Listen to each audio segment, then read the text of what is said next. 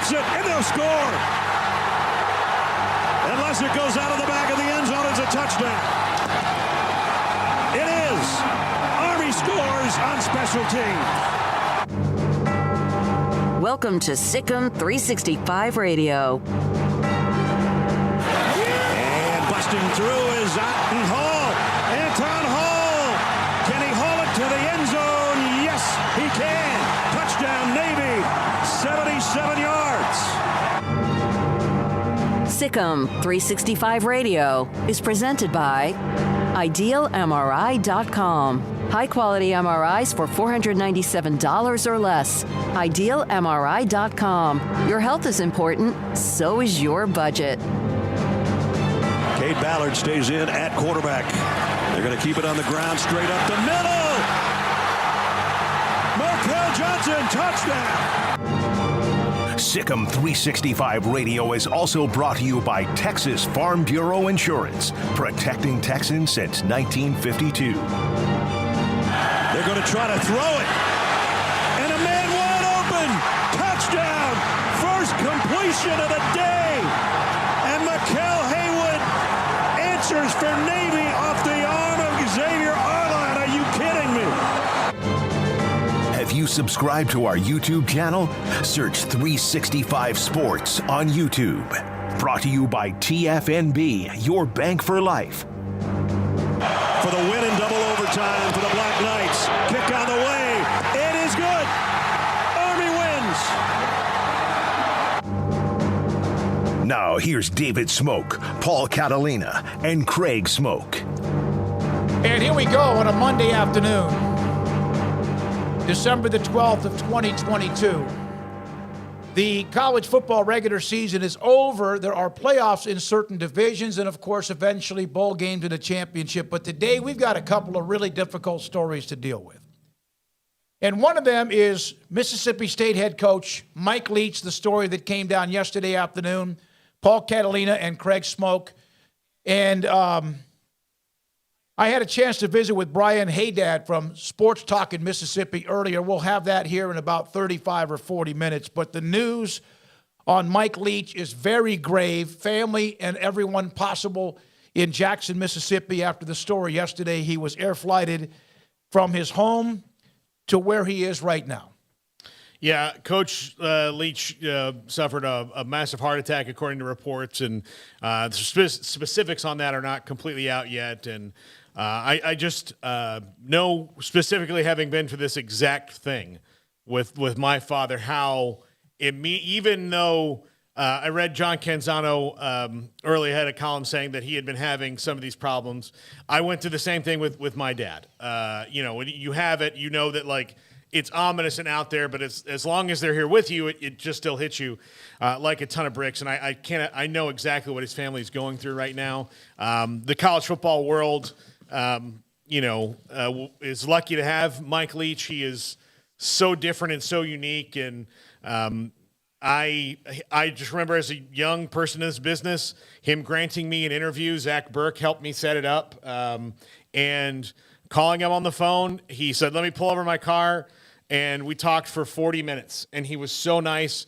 And I even said, "Look, this is kind of my first big interview." And he's like, "Why'd you pick me?" Like all those things. And he was just so funny and good. And I met him a couple times at Media Day kind of things. And I always thought he was just a genuine person. And I really, hope for the best for him and his family. There's a lot of stories like that are coming out as people reflect on, how he touched their life in some way. I don't have one of those. I just know that I've enjoyed watching the guy coach for, a couple decades now at this point. I think he's a pillar of the uniqueness of college football. When you look at, like, the landscape of college football over the years and what makes it so crazy, zany, and unique, and sometimes too unique, but unique all the same. He's one of those guys that you would point to, and he's also one hell of a football mind. I mean, who is and how has he not affected today's game on any level based with what he did, going all the way back to his assistant coaching days, and then, of course, the start of his head coaching career at Texas Tech. I mean, you look everywhere, and there's Mike Leach fingerprints all over all these offenses, over all these quarterbacks, over all these different ideas, and even over all these defenses, because they had to learn how to counteract it in some ways. And then everybody took their piece of it, and they changed it and shaped it and, branched off. And there's all these branches now off of, a lot of his ideas. And, that stems from, going back to the Hal Mummies. And I mean, he's a part of college football history, man, a huge branch of it, and has his own tree in that forest, quite frankly. And so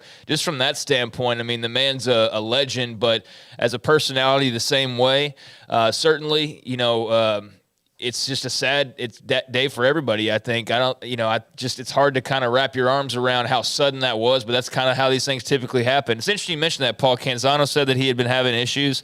I got word yesterday, too, that he apparently had been dealing with some things, and he passed it off as like it was pneumonia and was just dealing with it.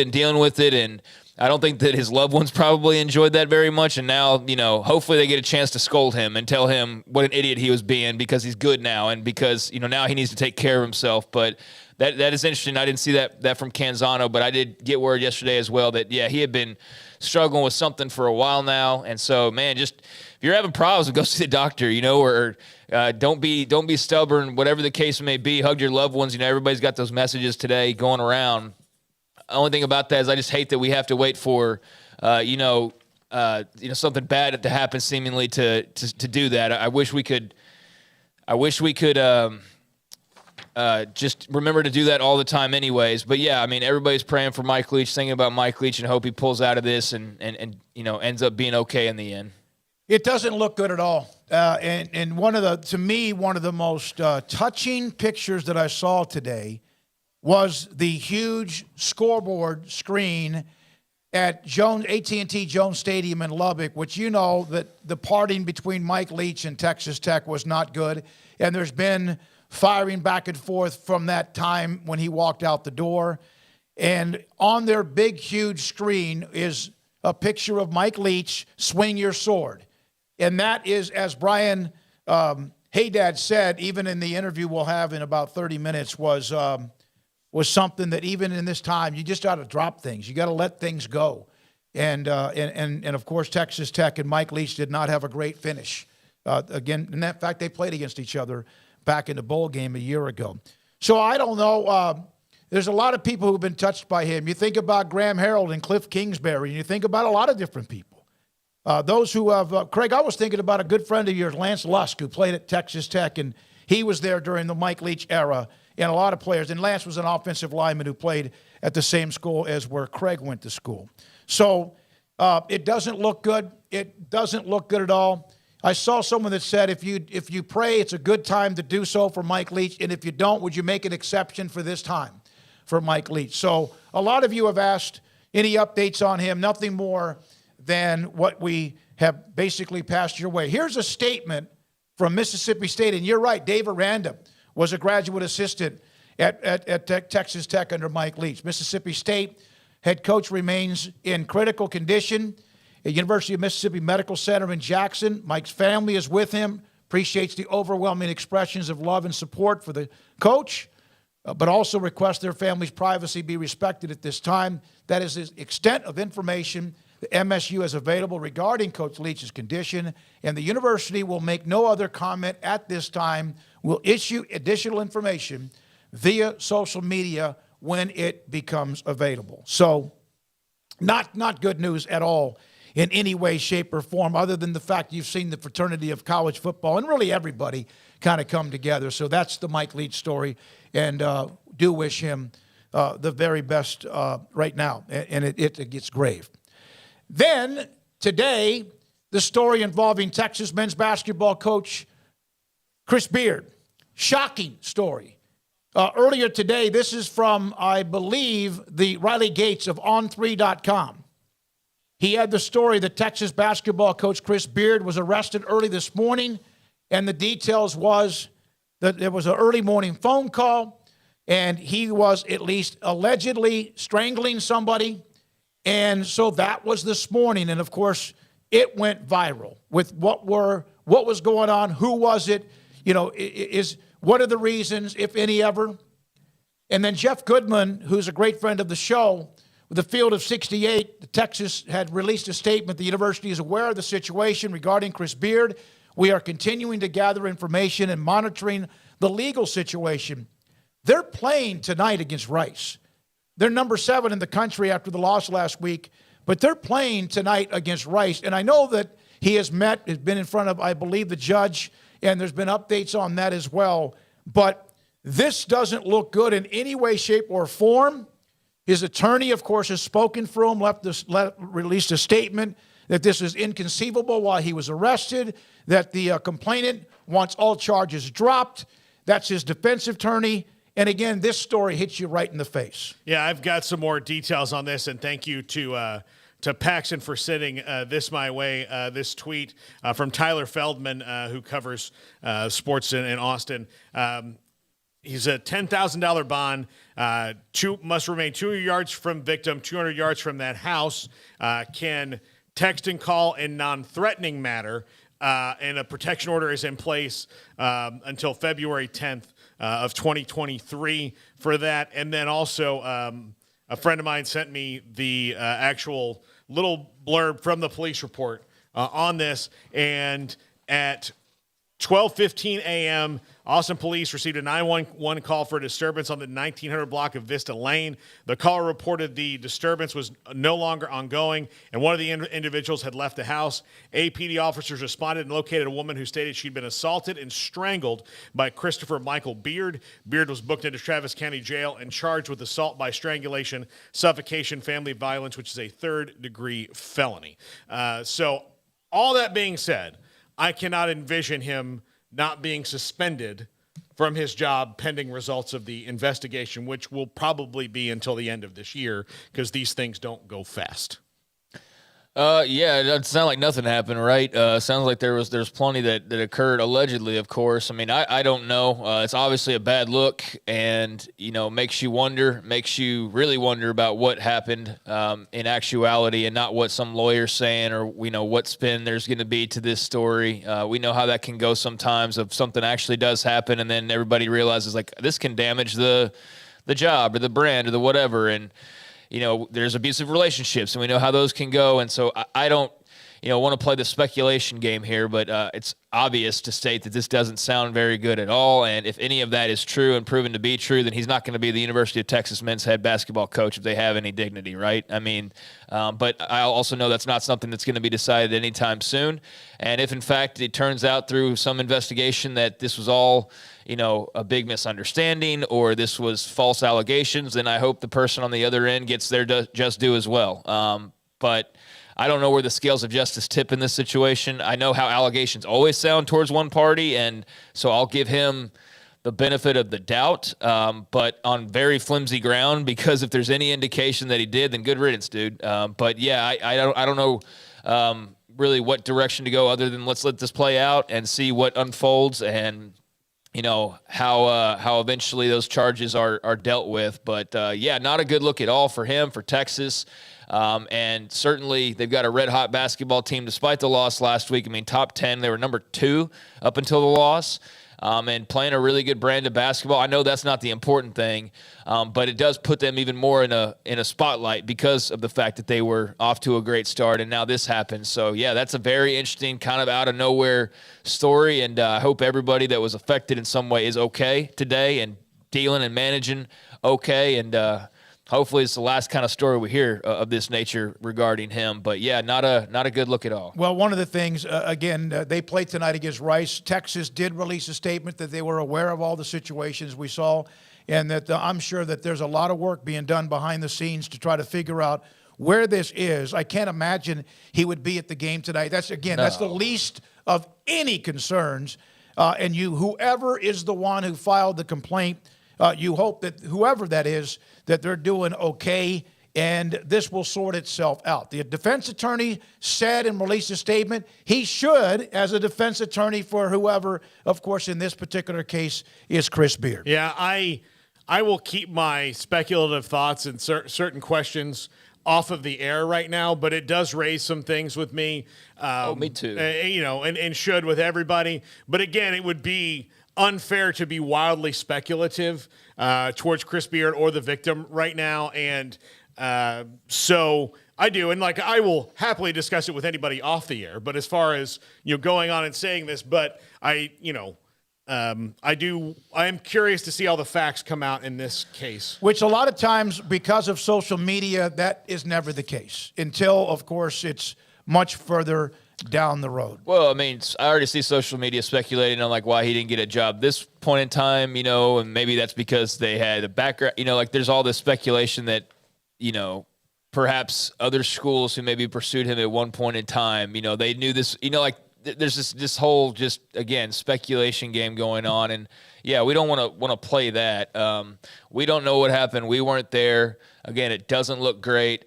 But with stories like this, I mean, you do have to wait and see. As hard as it is to do, especially in today's world, where you want to react instantly to everything. This is a little bit too sensitive a subject matter to do that. And I just hope ultimately that it works out the way it should, not the way it needs to for somebody or some group, but the way it should. If he did something, I hope that's found, and I hope he's punished accordingly for it, and it's not brushed to the side by the school or by the athletic, and then if he didn't do anything, I hope that that's pronounced as well, and he is cleared and completely given a clean slate based on these allegations. But again, that's not something we know one way or the other right now, and they'll have to let this play out.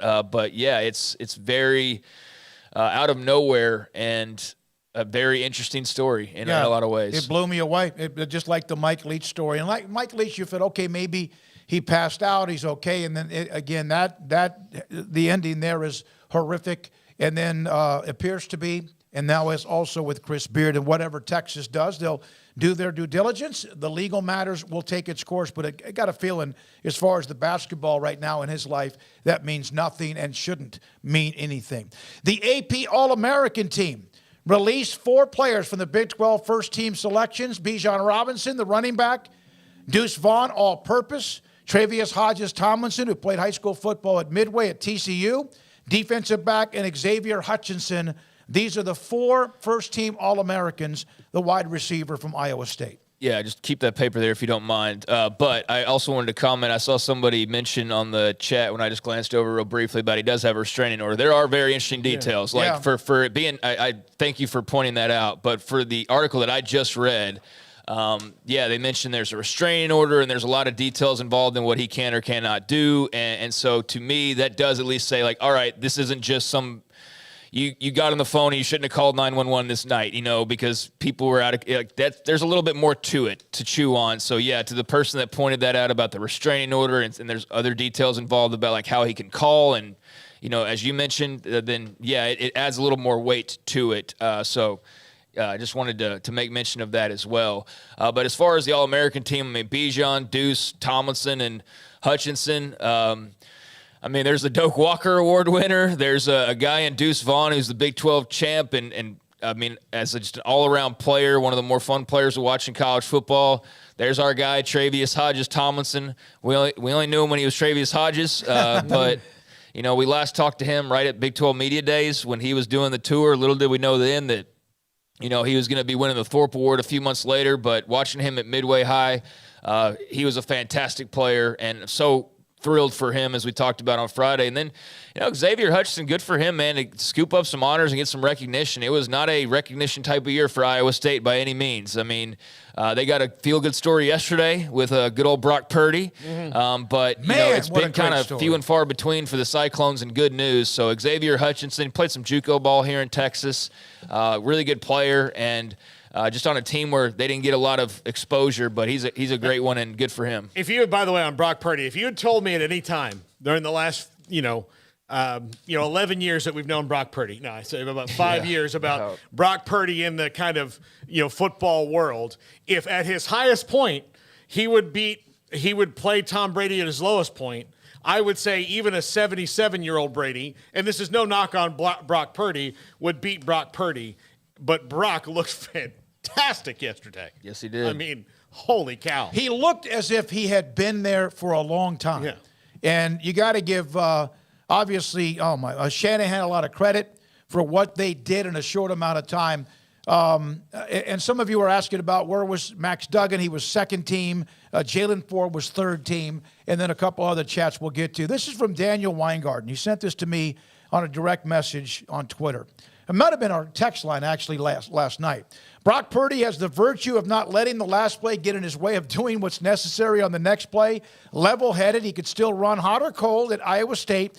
Hope he stays hot for San Francisco, but the work ethic is a common theme coming out of the 49ers locker room. Teammates and coach like and respect him. Fun seeing Big 12 players do well. Definitely the Cinderella story if the 49ers somehow get to a Super Bowl. And I completely agree with Daniel. Thanks for the text on the text line from late yesterday. Yeah, I agree with all that. You know, the hot and cold part, doing well for the Big 12 and all of that. I mean, the best player in all of football is a Big 12 guy, and Patrick Mahomes and Texas Tech. I don't know if the conference showcases that enough, but that's one way. That's part of kind of the SEC indoctrination over the years. Was not only were they winning the national title every single year, but they were also, being the number one overall draft pick or having 20 of the 30 first round, all these crazy numbers that we saw of how much they were dominating the NFL draft. And that is one area where if you're a Big 12 fan, they've been on the lackluster side of things, especially in the first round, have not been pushing guys out. A lot of that you can, you point somewhat to the drought that Texas has been in from a talent perspective. I think that's going to start changing now with Bijan and then possibly Ewers and, Worthy and some guys like that. But they kind of hit a drought. Oklahoma's pushing out their quarterbacks at a really high clip, and we're really kind of carrying the conference there for a little while. And then that's not the case right now, but it is sort of few and far between. But you look at what TCU's about to put out there, what Baylor's put out there, kind of few and far between. That is one way to raise the profile, is to have a bunch of guys in the NFL doing well. So if Brock Purdy could secure a starting spot in San Francisco and kind of keep this little ride up, that would be fantastic for him, obviously, but also for Iowa State and for the Big 12. Absolutely. But great story, though. Speaking of Big 12 players, what happens to Trey Lance? He hurt his ankle. Yeah, but I mean, saying what happens to Trey Lance? Yeah. If Purdy ends up being a pretty good player, they feel pretty good about him. That's going to be interesting. Anyone that was wanting to know what was wrong with the Baylor defense, and there were times, no question, that they underperformed based on the expectations. Did you watch the Cowboys and Texans yesterday? There was one play when Zeke ran over Jalen Petrie. But did you see where he was almost every single play? So I text you that. No, you were on the golf. You were on the golf course. Yeah, but I text you that. So what happened? And this is what you got to love about Jalen Petrie as just a football fan. So Zeke Elliott ran straight through him like he wasn't there. From that second on, from the minute he got his ass up off the ground, he said never again. Yep. And played like his hair was on fire. Knocking the ball loose, separating the ball, making tackles, pressuring the quarterback. That is part of the energy and, of course, elite play that defense missed quite a bit this year. Keep going, Paul. I know you got more to say about Jalen Petrie. Oh, yeah, he was fantastic. Look, he was the reason I watched the game, too. Yeah. No, I'm just saying that I felt like he had more to say. Yeah, I do. He was the reason, because I went back and I've watched this. I spent about an hour and a half rewatching a little bit of that game yesterday because I was very confused. Trying to figure out what the hell was going on? What was going on? Because the Cowboys, they would do things in stretches, and then all of a sudden, a play would get made here and there, and a lot of it was Jalen Petrie being in Dak Prescott's view, where Dak was trying to avoid him, or Jalen coming out of nowhere and doing something, or making a play and making a tackle. He was fantastic yesterday. It's too bad that the Texans don't have 22 of them, or that he's not maybe also the head coach, offensive coordinator, and everything else like that, because you think that he would have wanted to sit back on that last drive and let him just kind of complete passes? No, I mean, that what they were doing in the last drive I didn't understand, because it wasn't like they were trying to just prevent a touchdown. They had to prevent a field goal first, and then they let the Cowboys get set up and to go and win the game. So, yeah, I didn't understand what a guy who's been known at times as a defensive genius, Lovie Smith, was doing on that last drive. Didn't make sense to me. Could have been it was shocking even with the Cowboys winning, but Jalen Petrie, every time there was a throw, and I was listening to the game from playing golf to get back to the condo to watch it, and I was stunned the game was close, and Brad Sham, Jalen Petrie, Brad Sham, Babel Offenberg, Jalen Petrie, and that's one of what along with a couple of others. But my God, he was so dynamic at Baylor, and that was also what was missing, part of that defense. But you know what, guys, graduate. You got to move on and replace who you have. Now the story that kind of surprised me, and then again, we'll have a guest here today at 4:45, Michael James, who covers Navy football. Ken Niumatalolo, fired. Winningest coach in Navy football history, won 14 straight, or was a part of a 14-game winning streak against Navy. And then Army now has turned the switch and won 5 of 7. And they were an inch away from scoring in overtime to possibly win the game. But there seems to be a little bit of that where our season has come down to only whether we beat Army or not, which is really kind of what Navy and Army football have been for a long time in the last 50 years. Yeah, it probably should be, but also, I mean, this was kind of going on for a couple years where people thought that he would either, after their successful years, take another job, or that here in the last couple years that maybe it's just run its course and they need a new voice. So, and the thing with the service academies is you are, especially now in the new world of NIL and everything, if you're there, you have D1 level college football players that are choosing to forego most of the benefits now of being a D1 college football player. Because if you're at the service academy, you can't be, I'm left tackle Jacob Wilson of the Naval Academy, and you should drink Dr. Pepper. Can't do it. Can't take money for those things. So your pool gets even smaller of guys if they want that. Like if that's more important to them than what they're going to get out of the service academies, then your pool even gets smaller. So you have to wonder who the next coach is going to be and what the way forward for Army, Navy, Air Force is going to be in the new era of college football. Yeah, it was a great game, really thrilling game. I mean, to get to overtime, it's such a low-scoring affair. You don't see that all that often, and see overtime in Army Navy and being the only show in town at that level of college football. Of course, there were playoff games and whatnot going on, but that was a really cool scene, as it always is, and a really thrilling victory for Army. But I think to the point about Coach Ken, he's run his course there. I mean, that's basically what it sounds like and what it feels like. I mean, as much success as he has, just kind of reached that point where it's like, all right, I think it's just time for everybody to do something different, do something new. And I mean, that's the vibe that I got.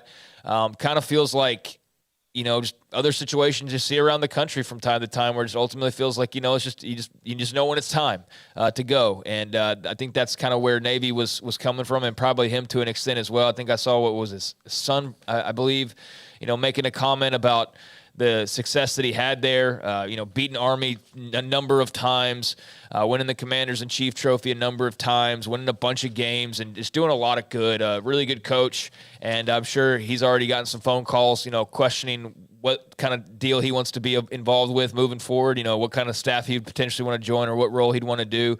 Not sure about his future, but he'll be in demand for anybody who's looking for a really good football coach. And, it'll be interesting to see which direction that Navy goes. I know they named their interim was the defensive coordinator, I believe. Brian Newberry was named their interim coach, so we'll see what happens there. Not a name we necessarily expected to join the coaching carousel as that kind of starts slowing to a crawl, and mostly it's about, hiring assistants at this point, more so than head coaches. But Navy's in the market, and they'll obviously need to have a certain unique type of candidate. They can't just go hire just anybody. So that'll narrow it down a little bit. But I'm very intrigued to know who that will be and who will be leading that program moving forward. But what a thrilling game. Congrats to Army. Can only imagine how, jubilant they were following that game, because I was sitting there all juiced up watching the ending, and just felt awful for Navy for it to end that way, and the young man with the fumble at the goal line, knowing that as he watched Army go and, score to win the game, that they had an opportunity that slipped through their fingers, literally, and that was just unfortunate to watch because you could sense the real emotional pain and the realization of what just happened as a result of that one mistake. And that's got to be a tough pill to swallow when you know how personal this game is, right, for everybody involved, and how emotional this game is. That's a tough thing to lose like that. So hope he's doing better. Well, and then you wonder how that young man feels who fumbled right there at the doorstep. And then a day or two later, the football coach is fired. And you think they fire him, Niumatalolo, if in fact they win that game. Yeah, I don't know. That's going to be going to be run through everybody's head for a while there. I think they probably made their decision maybe beforehand. Maybe it's handled differently if they do win or they wait a little bit to do it. But by the way, Brian Newberry is a Baylor graduate. Yes. Interviewed him, I don't know, oh my gosh, 4, 5, 6 years ago now maybe. But he is a Baylor graduate in 1998 and played the Alamo Bowl in 94, which is the last bowl they went to for quite some time.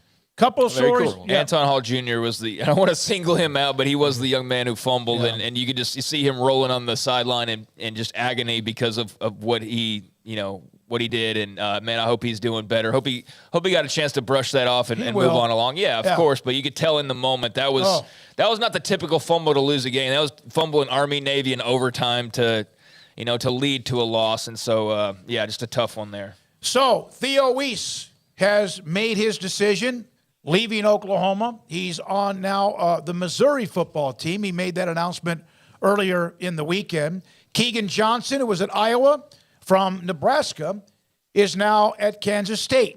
That was one, Paul. You sent that to me on Saturday. Yeah, that's a pretty big one there for Will Howard to get a player like that who had to kind of fight through that offense. I think that he didn't do anything statistically last year. Was he hurt? Yeah, but he's been a good player. I mean, he's a well thought of player, Keegan Johnson, and so I think transferring to Kansas State from Iowa is a nice slower transition into scoring points on the offensive side of the ball. They have a really good offense, but you're not jumping into all of a sudden the spread.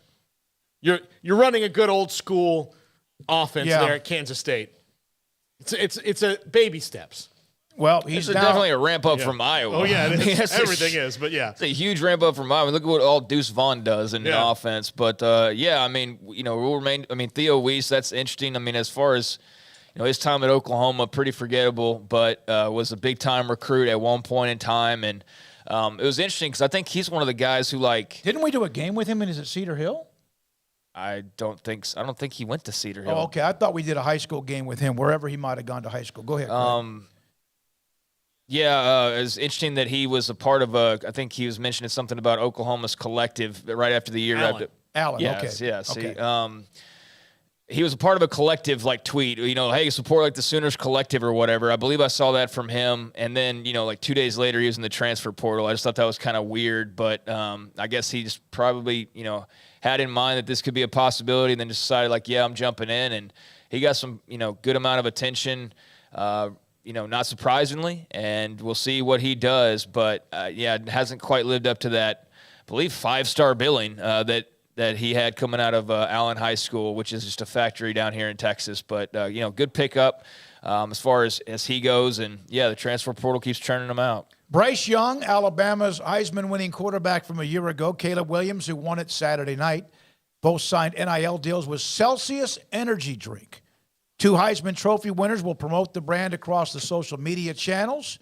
Pete Nakos, who was on with us, of course, last week on many things NIL and the transfer portal, had that story. Young, isn't he expected to possibly turn pro? Yeah, I mean. And then Williams has a year left at USC no matter what. Yeah, his NIL deal will last through the Cotton Bowl, and then his deal will no longer be NIL. It'll just be, well, I guess it would be still name, image, and likeness. It's just for a professional athlete now. Yeah, I guess maybe there's a transfer clause or something in there depending on what he does. But, we need to break down the Heisman at some point as well. We will. Yeah, and talk about the voting there and the fact that I don't think they needed 4 people in attendance. I'll just say that, but based on the voting, the way that shook out. But that was something we can definitely get to. But good for those guys. I mean, that's part of the era now, and getting sponsorships, and not surprising that a company wants to put some big bucks behind either one of those guys. And certainly the Caleb Williams NIL over this next year, being a Heisman winner and coming back, will be really interesting to see kind of what he can maximize out of that, and being based in Los Angeles. We're going to see the first real deal proven NIL, all the ingredients are there for him to make millions. And he already is, I know, but really take this rocket ship and go to an even higher level over the next year as he has one more to go. So that's going to be interesting to see. I can't wait to see how many NFL teams throw the brakes on in Week 12 next year. trying to get the number 1 pick when, like, They do that every year. But how can we this year? I don't think. I mean, there's good quarterbacks available. This is a really good quarterback class by most experts' estimations. And next year might be Caleb and a bunch of other guys. But I do think that, if you're in shouting distance of the number 1 pick, there's going to be like, oh, he's brought a broken thumb. IR, out. What do you have? The flu? Don't get out of here. None of us want the flu. Yeah, well, there's some people that think some teams have started to maybe tank it, and yet look what Carolina's doing in the NFL or some other teams that have gotten hot. Yeah, I mean, Houston playing as hard as they did yesterday to beat the Cowboys. If Caleb was up for grabs, then you think Houston probably be like, hey, Jalen, doesn't your back hurt? Don't you want to go sit on the side?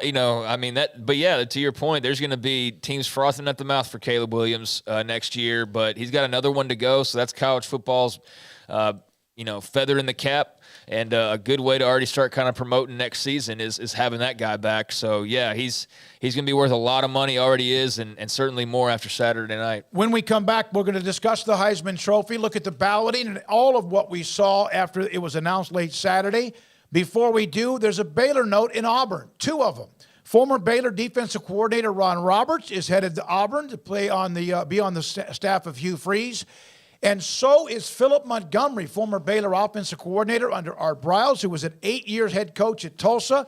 They joined the Auburn staff together as they pieced together that staff under Hugh Freeze. Yeah, really happy for Ron Roberts. Did a good job in Waco. I know this last year wasn't ideal, but Dave Aranda being a defensive guy, I think you can point at, him and Dave Aranda and say, like, all right, the defense just as a whole wasn't quite what it needed to be. It just felt like, again, timing was right for them to go their separate ways. So, Aranda decided to move in a different direction, and what exactly that direction is, we don't know still. He hasn't hired a new defensive coordinator, and obviously he's going to have his hands in the pot as well, being a defensive-minded guy. But really happy for Ron Roberts. I mean, he'll always have that 2021 season to look back on fondly, and everybody involved in that will. His defense was a massive part of that success, and so this year wasn't ideal, like I said, but just part of the game, especially when you lose Jalen Petrie and guys like that. But that's the first time in the SEC for Ron Roberts, despite the fact that he's been all around the Southeast for most of his career. First SEC job, so good for him on that note. And then for Philip Montgomery, I mean, we all just kind of lose track probably of how great of an offensive mind he is because he was up in Tulsa for so long. But that dude had that Baylor offense, and yes, like Roberts with Aranda, Montgomery had Art Briles, right there as well, chiming in on the offense when Baylor was ripping it up and everybody was talking about the Baylor offense. But he was a huge cog in that machine, and I think that's a great hire for Auburn. It's an interesting dynamic because Hugh Freeze is an offensive guy as well. So that's, how much input does he have and whatnot. But I think as a pure OC, Philip Montgomery, I can't believe he was even still out there. I can't believe nobody else had gone and scooped him up who had a head start. So I think that's a great set of hires for Hugh Freeze, who I'm not a huge fan of, but I will compliment those hires. It's a hell of a staff. It looks like he's piecing together. When we come back, another note about a quarterback, an elite quarterback who's in the transfer portal, and also the Heisman Trophy. This is 365 Sports. Ideal MRI in the Central Texas marketplace is an MRI machine to find out what is bothering you, hurting you, maybe has you in pain, and sometimes you can't sleep or function because it hurts so bad. Your doctor wants a better look, and they say, hey, we need to order an MRI. If, in fact, whoever your doctor is says that, if you've listened to me, if you've listened to this show, if you've watched us, know that Ideal MRI can help you with both that, finding the answer, finding the evidence, but also saving you hundreds and maybe even $1,000 or so. The average MRI is $1,100. Their MRI will cost you $497, and that is it. No more. $497, and it can be less, and they'll help you with insurance and filing that to try to lower that price even more. Not $497 the next time, $1,000, $497 every single time, and a state-of-the-art technology MRI machine to find out what it is, a muscle, a ligament, whatever is the problem, at idealmri.com.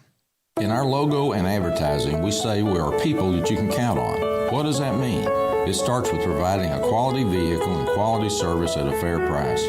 but it also means we do what we say we will do, and we treat people fairly with respect. It starts by hiring great people, good local folks who work hard with a caring attitude. Our employees are the real reason we are people that you can count on. Put us to the test and see for yourself that at Richard Carr Motors, we are people you can count on.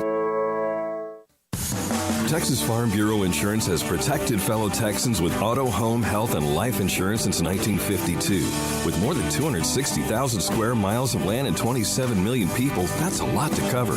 Whether you're wrangling cattle or wrangling kids, we're proud to protect Texans in all Texan ways of life. Stop by and see our agents at one of our 3 McLennan County locations. Coverage and discounts are subject to qualifications and policy terms and may vary by situation. You want to know why Stonewood Dental is so successful? Listen to what happy customers have to say. It's pleasant. It's different than any other dentist office. I really feel like they care. And it's not that you're here for 2 hours waiting on someone to take care of you. It's quick and easy, and I bring my kids, and my kids love being here too. They really love the treasure box. Staff is really nice and accommodating, real friendly. You feel more like home. It's not sterile looking. Everybody has their own personalized rooms with decorations and decor, and they'll even have a blanket for you when it's cold. I've recommended people to actually come here, and they are patients now. I really love it here. It feels like family. Learn more, stonewood-dental.com.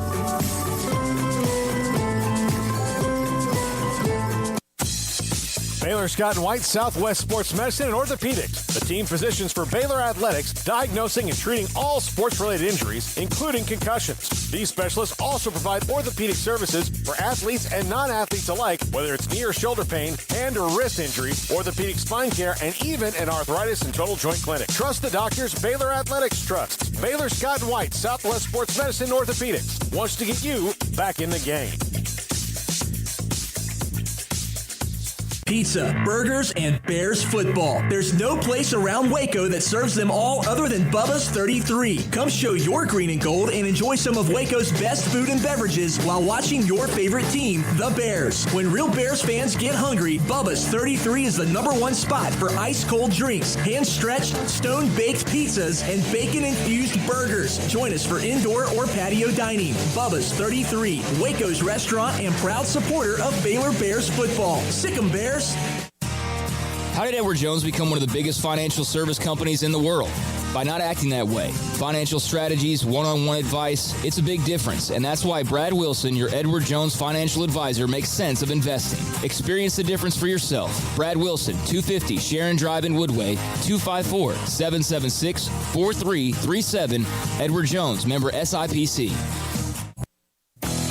Three Nations Brewing Company has 16 different beers on draft with a new beer every Friday. It also offers 2 air-conditioned tap rooms, a large indoor beer hall, a second-floor mezzanine offering a great overview of the brewing company and equipment and patio where you can relax under the shade. Plus, you can now experience the new Three Nations Beer Garden Grill on our shaded patio. Grab a cold beer and enjoy a bite from our freshly prepared and delicious menu. Street tacos, quesadillas, freshly cooked burgers and dogs, and veggie burgers too. Nachos and so much more, all prepared and cooked on site. So come visit the award-winning Three Nations Brewing Company on East Vandergrift off I-35 in Carrollton.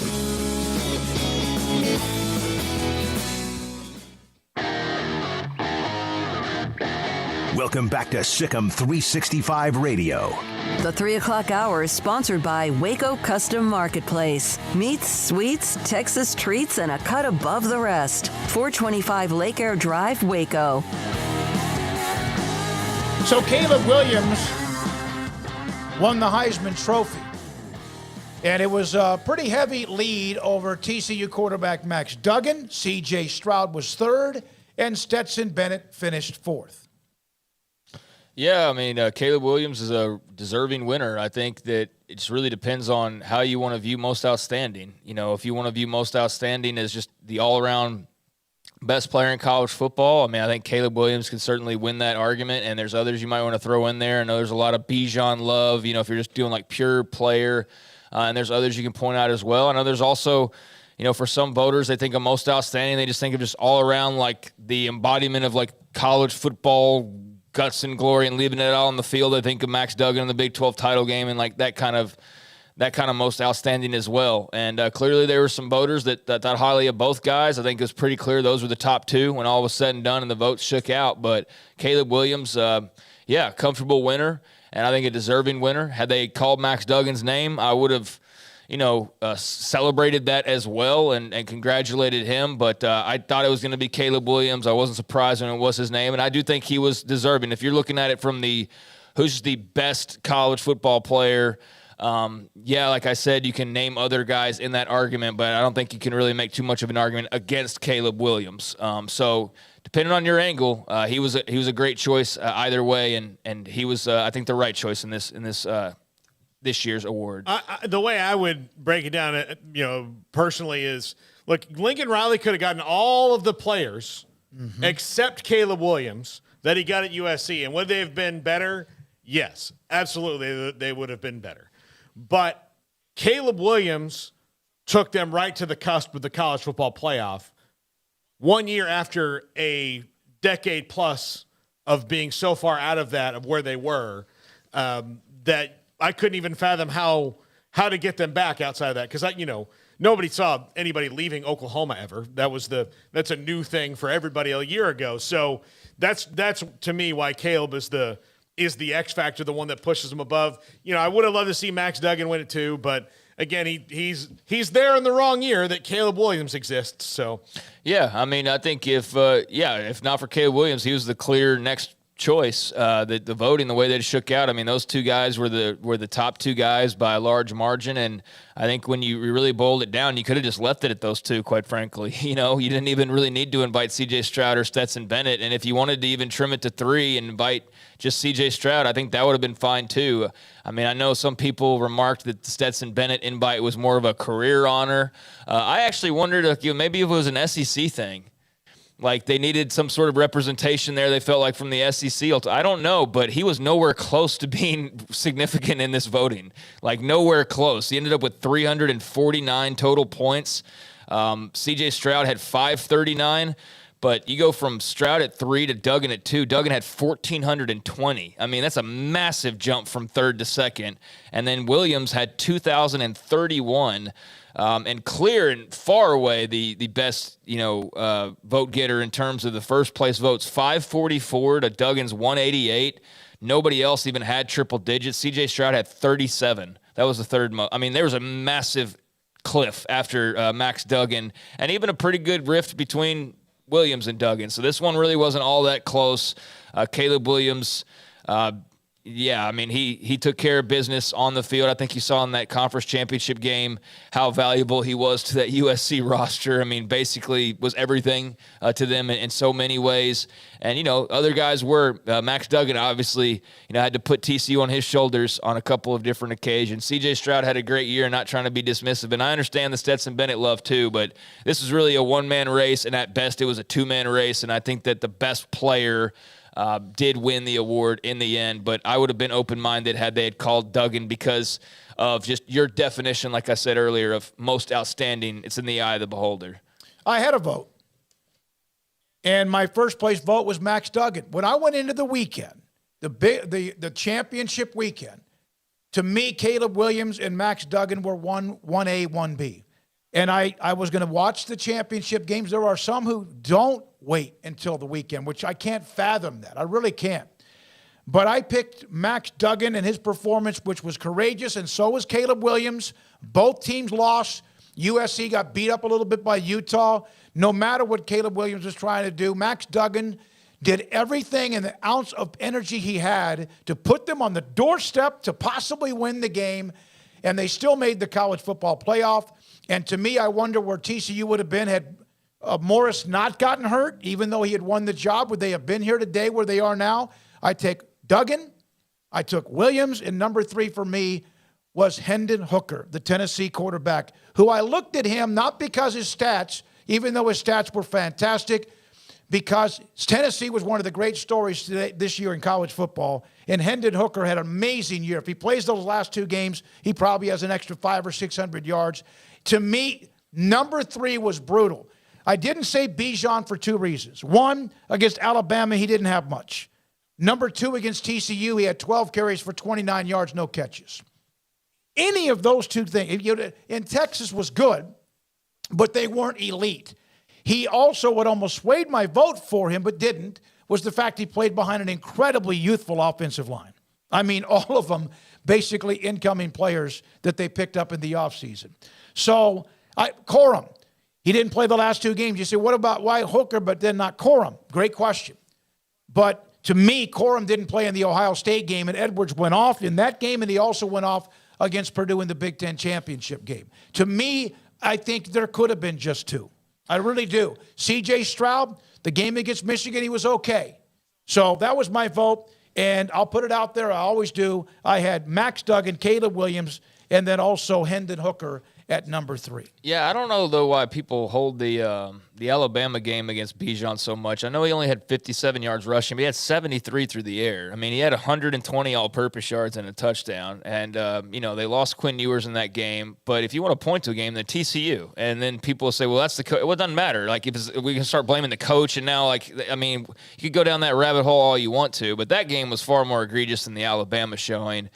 But yeah, I mean, there's like I said, a case to be made for him. There's a case to be made for Hendon Hooker. There's a case if you really want to make a case for somebody, you can. They made a case for Stetson Bennett to be there, for God's sakes, right? So you can go in circles with it, but I think they got it right in the end. I think they went with the best player, and I think that showed in the voting when all was said and done. All right, I'm going to say this, though. Wait a minute, about Stetson Bennett. I've seen a lot of this. He's maybe not even the best player on his team. Jalen Carter probably is.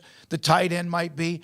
His stats were a lot better than a lot of people ever thought. He was no longer just a bus driver. I could see why he got votes, because he was a cute little story, and then all of a sudden he became prolific. Yeah. And Georgia lost a lot of pieces on that offense. They lost a ton on defense, but they also lost some on offense as well. Yeah, I do think he had some consideration there. But again, like I said, it was a 2-horse race this year.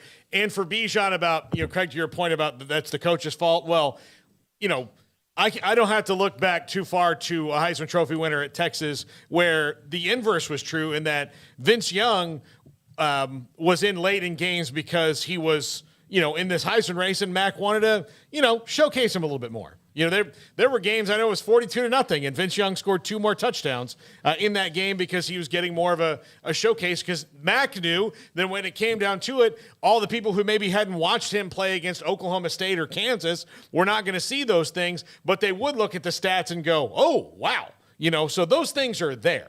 And Mac was fortunate to have a team in 2005 that was good enough to where he could be conscious of that and ride that out, but those things happen as well. I think the TCU game against that's what hurt Bijan the most, obviously. Well, but in the chat room, Smokey, this is from Puduk.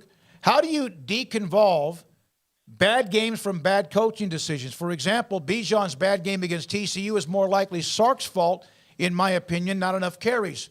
I think that was TCU's fault. They killed the running game. Now, could they have done more? Yes.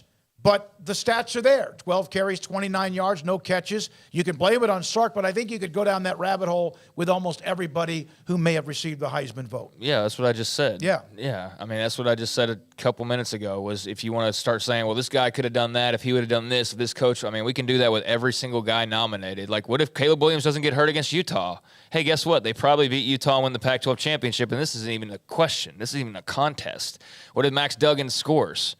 Then, maybe he wins we can do that what-if game with everybody. Based on that difference in votes that you put up there, I don't think it probably would have affected it. Well, maybe not, but I think that, not for the guys who already voted like morons before the conference championship games, which should be outlawed. That's just stupid. That's just stupid to do it that way. But I do think if Max Duggan scores and TCU wins, and in light of what that would have meant and how that would have been covered, I do think you sway a few voters. Probably not enough to topple Caleb Williams, but, if we're doing what-ifs, then what if Bijan Robinson had a better showing against TCU? Was that enough to overcome Caleb Williams? I understand the sentiment, though, and that was a blight on his resume, for sure, was when you're looking at it as a voter, like, what happened against TCU, the best team that they played all year? And it's hard to explain that. other than just saying, yeah, chalk it up to the coaches and to TCU's defense. But Caleb Williams was deserving. I think they got it right, like I said, and it's fun that he'll be back next year, and he'll actually be trying to win that thing like Archie Griffin for a second time, which no one other than Griffin has ever done in the history of the Heisman.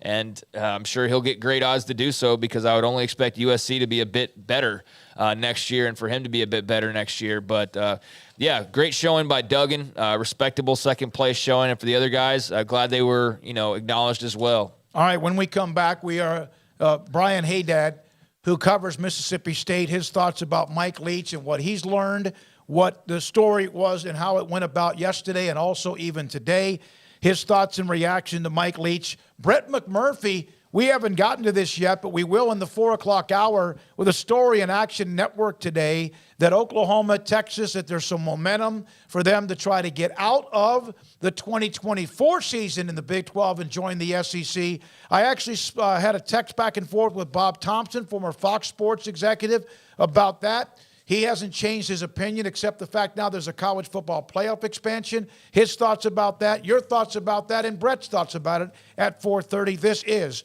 365 Sports. 2022 Ram 1500 crew cab Lone Star. Total values of $6,250. First responders get $500 off. Big Finish sales event. Come see why Ram is continuing to win multiple awards year after year. The 2023 Jeep Grand Cherokee Limited 2-row and 3-row seating. Total values up to $4,000. First responders, again, an extra $500 off. The Big Finish sales event continues for that. Allen Samuels, Dodge, Chrysler, Jeep, Ram, Fiat. The new Chrysler 300 values up to $4,000. First responders, an extra $500 off, and again, a part of the Big Finish sales event. Ted Teague, the general manager. I went to that Startup Waco NIL event on Saturday evening. Ted had a big table. Allen Samuels, one of the sponsors, heavily involved in what goes on within the community. Best selection of new cars and trucks in Central Texas in the month of December with great deals. Don't wait. Inventory will go fast. I also saw my good friend AJ, who's a great salesperson there too. Don't see the car or truck you want? Let them know. They'll find it, get it to you. Allen Samuels, Dodge, Chrysler, Jeep, Ram, Fiat, Loop 340 east of 84 in Waco. Let Camille Johnson Realtors guide you seamlessly through the process of buying your dream home or selling your current one. Commercial, farm and ranch, or residential, Camille Johnson Realtors can smoothly and successfully lead you through any transaction. With a team of 28 experienced agents who are excited about serving you, Camille Johnson Realtors services the entire greater Waco area. If you're in the market to buy or sell, contact Camille Johnson Realtors, 104 Midway Center in Woodway, or find them online at www.camillejohnson.com. Camille Johnson Realtors, elegant, charming, warm. Welcome home. At Ideal MRI, we feel blessed to be a part of the Waco community. We're a small family business right here in Central Texas, and our goal is to bring down the cost of healthcare while maintaining high quality. At times like this, the cost of healthcare has never been more important, and unfortunately, significant illnesses and injuries still occur. That's why Ideal MRI is open and here to serve you through the difficult time. We offer premium MRIs just like a hospital with state-of-the-art technology and specialists, but you'll pay less. Sometimes thousands of dollars less, whether you're using insurance or not. At Ideal MRI, we accept most insurance and there are no hidden costs. Even offering financing if that's needed, everything included in the price, and you'll not get something as a surprise in the mail later on. If you need an MRI, ask your doctor about Ideal MRI. They'll know. You can schedule an appointment safely from home online in minutes at idealmri.com or give us a call, 833-IDEAL-MRI, idealmri.com. Howdy, Chet Garner here, professional guide, searching for bears in the wild. But not just any bears, oh no, a particular kind. With hundreds of thousands roaming freely in the wild, yet still hard to spot unless you know the signs. There they are, Baylor bears. If you're a bear enthusiast or even a bear yourself, join me and let's find some bears in the wild. Join the expedition at baylor.edu/alumni. Waco Custom Marketplace is your home for holiday favorites for parties or time with the family with various specials available while supplies last in store or ordering by phone.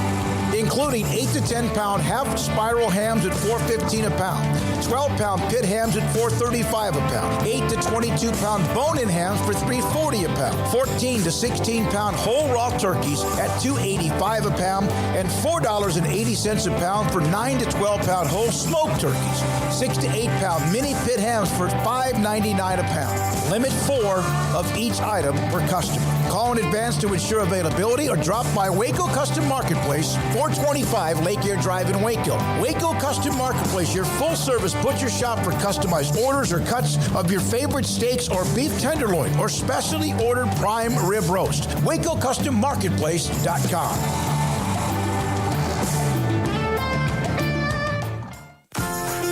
Automatic Chef Canteen is a full-service micro-market vending and office coffee provider with state-of-the-art vending equipment, a wide variety of products, and offering custom-fitted micro-market vending office coffee solutions for your employee break room. You want a full break room solution and a workplace oasis? Well, Automatic Chef Canteen, locally owned and operated for over 50 years in Central Texas, also includes in-house mechanics on call 24/7 for fast, reliable service and maintenance. Automatic Chef Canteen, 6900 Imperial Drive in Waco, or online at automaticchefcanteen.com.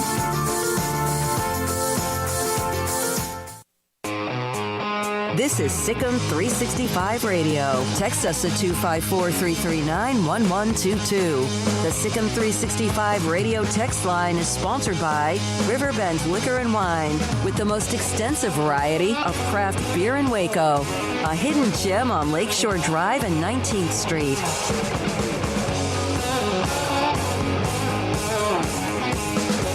Brian Hadad joins us from Sports Talk in Mississippi, and it's been a horrible 24 hours with the news about Mike Leach and the unknown, and yet everyone asking for prayers. Brian, I know it's an incredibly private matter, but what can you tell us at this particular time? Well, the news obviously is not very good. Coach Leach was airlifted from Starkville to Jackson, Mississippi, to the University Medical Center down there. And has been in their care ever since. He's in critical condition in the ICU. I don't believe at this time he is conscious, or nor has he been since the incident occurred early Sunday morning. All indications are that his family is either in Jackson already or making their final approaches into Jackson to be with their father at this time, and then some decisions I believe will have to be made on his behalf. So I would expect, sometime later this afternoon, maybe this evening, we would get some sort of update. And I don't expect at this time for it to be a positive. Yeah, it just seemed like it was immediately a oh my God moment. What are your thoughts? And again, the fraternity of coaches or college football athletics in general are just humans, people, right? The response that you have seen, the outpouring of response for Coach Leach. It's been really something to behold. I mean, it feels like every coach in the country who is on social media at this time has tweeted out a thought or a prayer. Same with a lot of former players, his current players, a lot of the members of the media who have had dealings with him through the years. You can see the universal, not just respect for this man, but because he's been such a character in college football, you almost like a reverence or a love for the guy. Because of all the funny and joyful moments he's got to see. His legacy as a college football coach is very complete in that he was a winner. He was a great coach, but he was also a guy that made you interested in him as a person.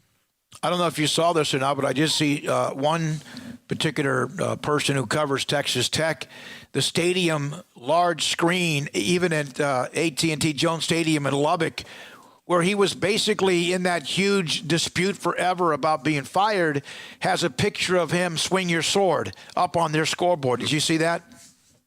I had heard that Texas Tech was doing a tribute to him, and then that really speaks to the magnitude of the man, that they were able to let that bygone be a bygone and give him the tribute that he richly deserves for all the success he brought them during his time there in Lubbock. That's good to see.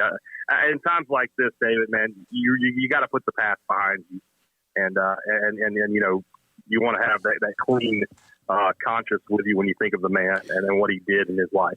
There are thousands of great Mike Leach quotes, interviews. I was watching the one a couple of videos from earlier, like I guess late last night, and we might share a couple of those on the show.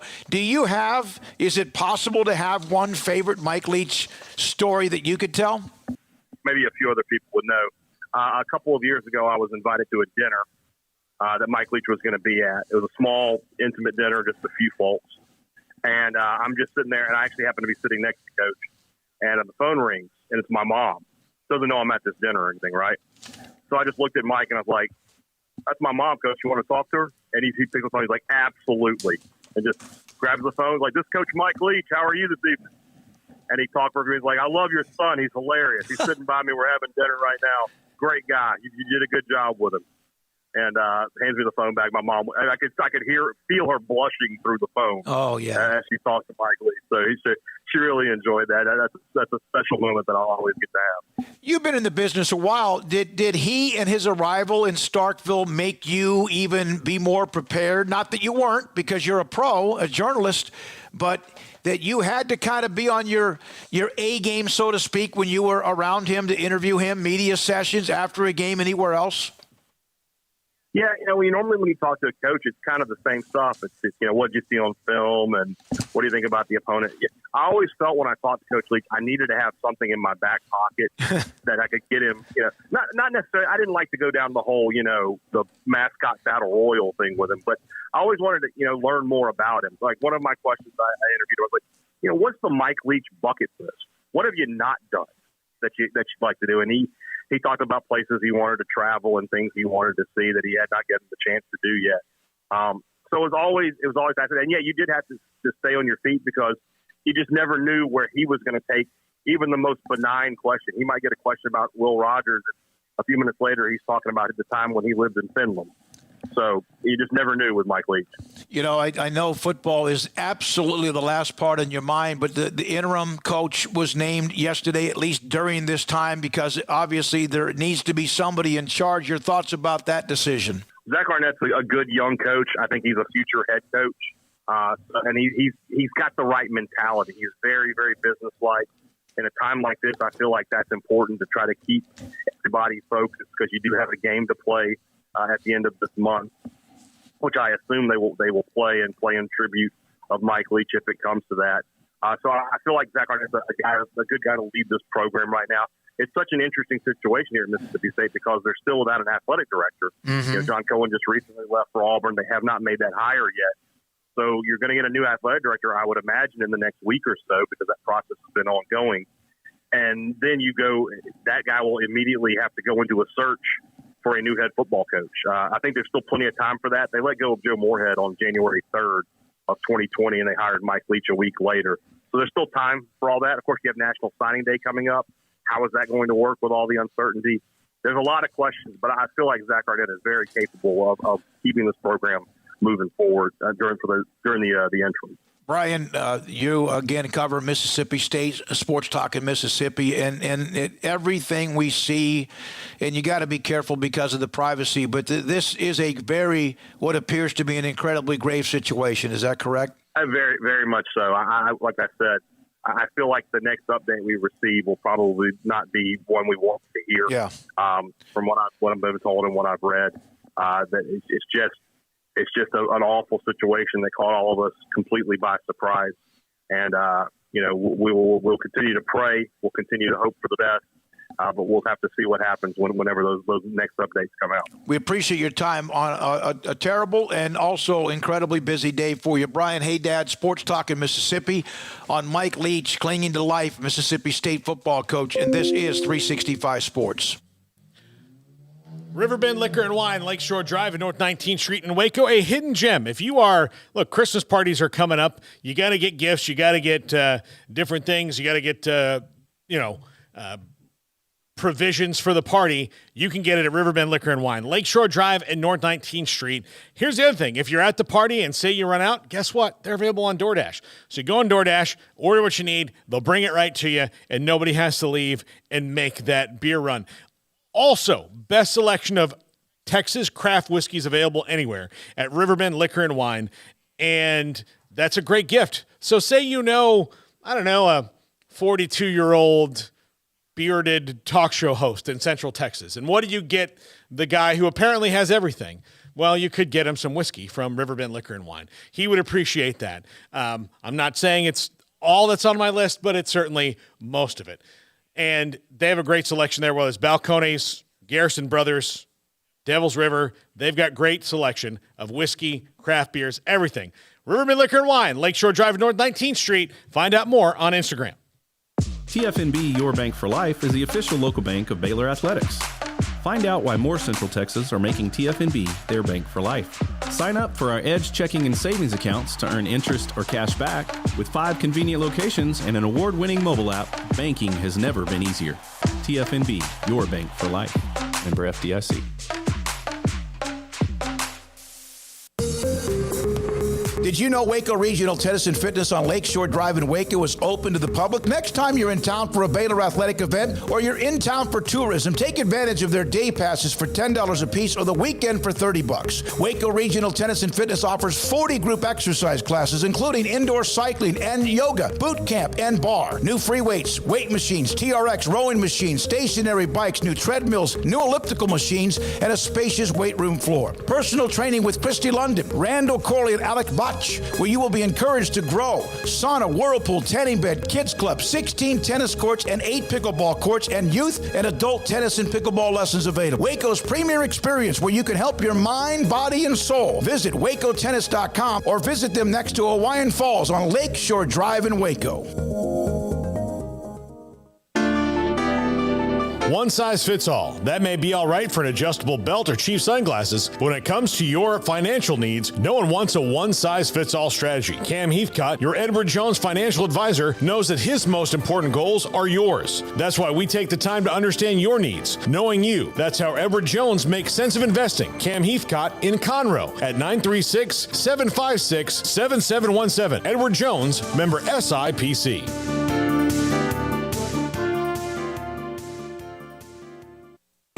You know what would make this moment better? Pizza. Dough made from scratch and an Italian family sauce recipe pizza. 3 fresh signature cheeses making a melty blanket of perfection pizza. Like loads of premium toppings like crispy Old World pepperoni, savory Italian sausage, and fresh sliced veggies pizza. That's Marco's Pizza. Visit marcos.com and make any moment better. And with 4 locations in Waco, Belmead, China Spring, Woodway, and soon to open in Robinson. Marco's. Pizza lovers get it.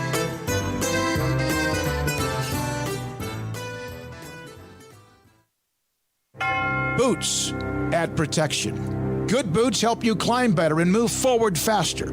And when your son or daughter steps into the boots of a U.S. Army officer, they also learn how to lead. In these boots, they'll gain more confidence with expert training in one of more than 150 occupational specialties.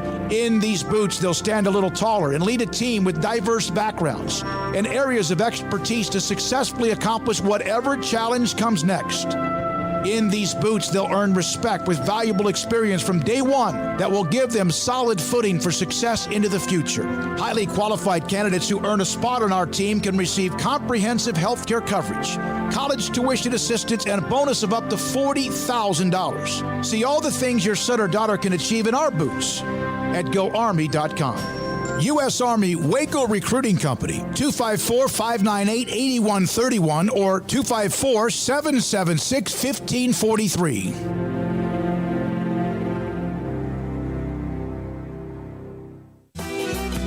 Shorty's Pizza Shack at 12th and Bagby is a homegrown, locally owned pizza place that's out of this world. Everything from the dough, the sauce, the sausage topping is made fresh in-house. Not to mention the amazing pizza pillows, the chicken wings are to die for.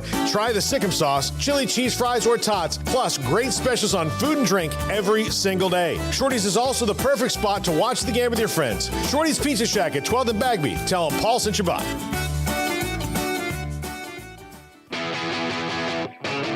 Welcome back to Sikkim 365 Radio. Williams has time against the 4-man rush. Backpedaling, scanning, now running out of time. Circling back. Joystick on the move again. Are you kidding me?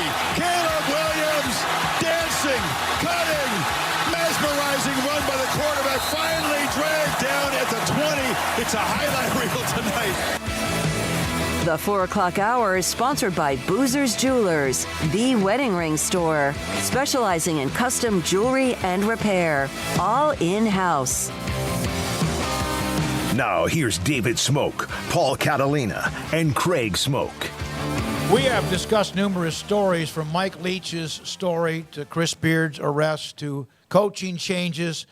Monty and Roberts are at Auburn, the transfer portal, All-Americans, the Army-Navy summary, also the Heisman Trophy weekend.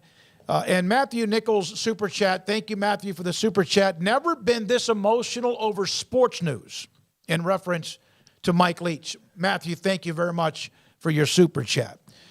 Yeah, I think a lot of people are like that. I think that Mike Leach is unique in that way, that no matter who you root for, he just kind of crosses that fan line, no matter, who it is. You're a Texas fan, an A&M fan, a Auburn fan, an Alabama fan. I mean, doesn't really matter where he's been, whose feathers he's ruffled. I mean, at the end of the day, it's Mike Leach. He's the pirate. He's the guy whose answers about candy corn, go viral. He's the guy whose press conferences might talk very little about actual football, but he'll tell you the history of like World War I. I mean, it's just a uniqueness that he has that, not a lot of other guys do. There's been crazy characters in college football over the years and the decades, but, especially in this modern era, there's not as much, I think, wiggle room to kind of be out there as like some people were. And, you see a lot of people who are careful with their words or whatever. Mike Leach is just like, I'm going to be unfiltered and uncensored, and if you don't like it, fine. And if you do, great too. Like, I don't care though, because I'm Mike Leach, and this is just how I feel. You know what I mean? And he's one of a kind. He's one of one for sure. And I think that everybody just gets that sense from him. Everybody's been entertained by him in some way. Everybody appreciates his contributions to the game. And, he's just a lovable figure, I think, for especially college football diehards, because they understand just how college football he is. And I think that's why he's got a special place in a lot of people's hearts, and that's why everybody's hoping that he makes it through, especially because this isn't an 80-year-old who's been struggling for a while. This is a guy who was on the sidelines like a month, like in the last month. 2 weeks ago. Yeah, so this is, very out of nowhere for those who aren't around him, and that also adds to it as well. Yeah, I remember hearing a story about him that his dream job was to be the head coach at Key West High School. That's all he really was aspiring to get that job, to be the head football coach at Key West High School, which would be, as high school football jobs go, like, listen, I know that Allen is a sweet job, but man, Key West High School, where, I mean, holy cow. That was his plan to get back there, wasn't it? Yeah, he wanted to go back and go to Key West High School. And then he became this, I'll just say it, like superstar college coach at Tech and Wazoo and now at Mississippi State, and, just the unbelievable quotes. The way that he used to really rag on the Aggies. Probably still does rag on the Aggies, so they're in the same division, but rag on the Aggies, which I always thought was, I think, in good fun. He could get under your skin in a funny way. But he was always, there was a point to it. The three-way tie that he had to endure at the Big 12 of Texas and Tech and Oklahoma, when that poll came out and Tech was behind the other two, his quote was always funny. He said, look, it's like breakfast, bacon and eggs. The chicken is involved and the pig is committed. And I walked around thinking about that all week long. All week. St. Dominic's Rosary, Mike Leach deserves his respect for revolutionizing modern college and pro football offenses. Without Leach, there is no Lincoln Riley. Beer Smoker 4444, Leach is a Bigfoot expert, candy expert, mascot expert, marriage advisor.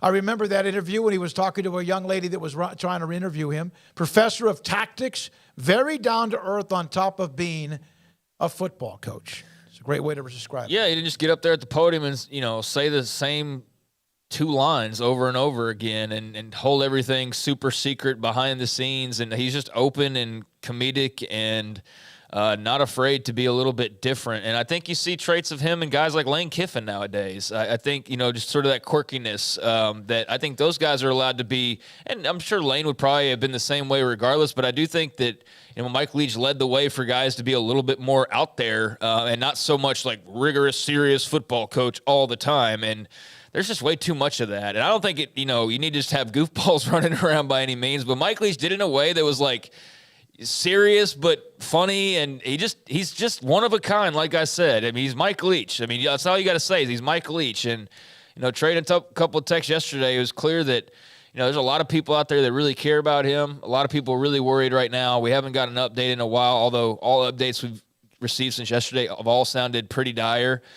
So, it remains to be seen how this will play out. But if he didn't know before, then he should know now. And hopefully, however it's getting communicated to him, it gets to him that, there's thousands and thousands of people out there that love some Mike Leach, no matter what part of the country they're living in or what, flag they fly when it comes to their favorite team.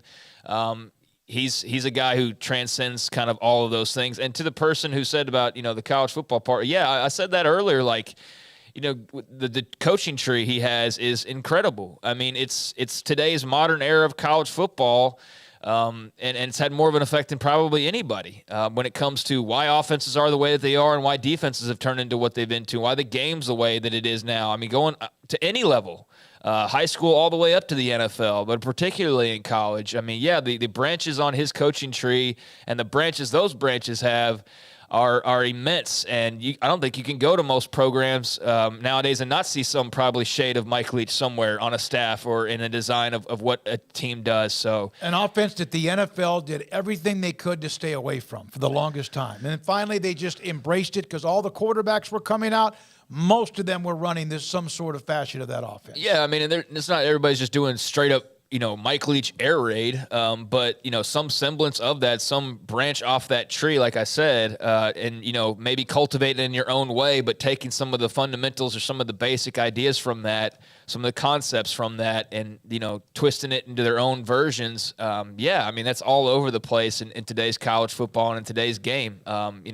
Certainly had a huge, profound impact on the state of Texas and high school football coaches and how they started playing ball, a couple decades back. Hal Mummy obviously is the top of that tree, or the foundation, the roots that Mike Leach sprang from, and then subsequently hundreds and eventually thousands of others have been affected by it in some way. So yeah, the man's an innovator and a great football mind and a hell of a character, and hope he's doing all right, although it's, like we said, it's not sounding great. Hal Mummy, by the way, once coached at Coppers Cove High School for a 3 years down near Fort Hood, where RG3 came from, and so did Charles Tillman, who was a hell of a defensive back for the Chicago Bears. So here's a couple of video. One of this is like 9 seconds. This is Mummy being interviewed with who was it you said, Jacob? Neil Everett. Neil Everett on ESPN and Sports Center.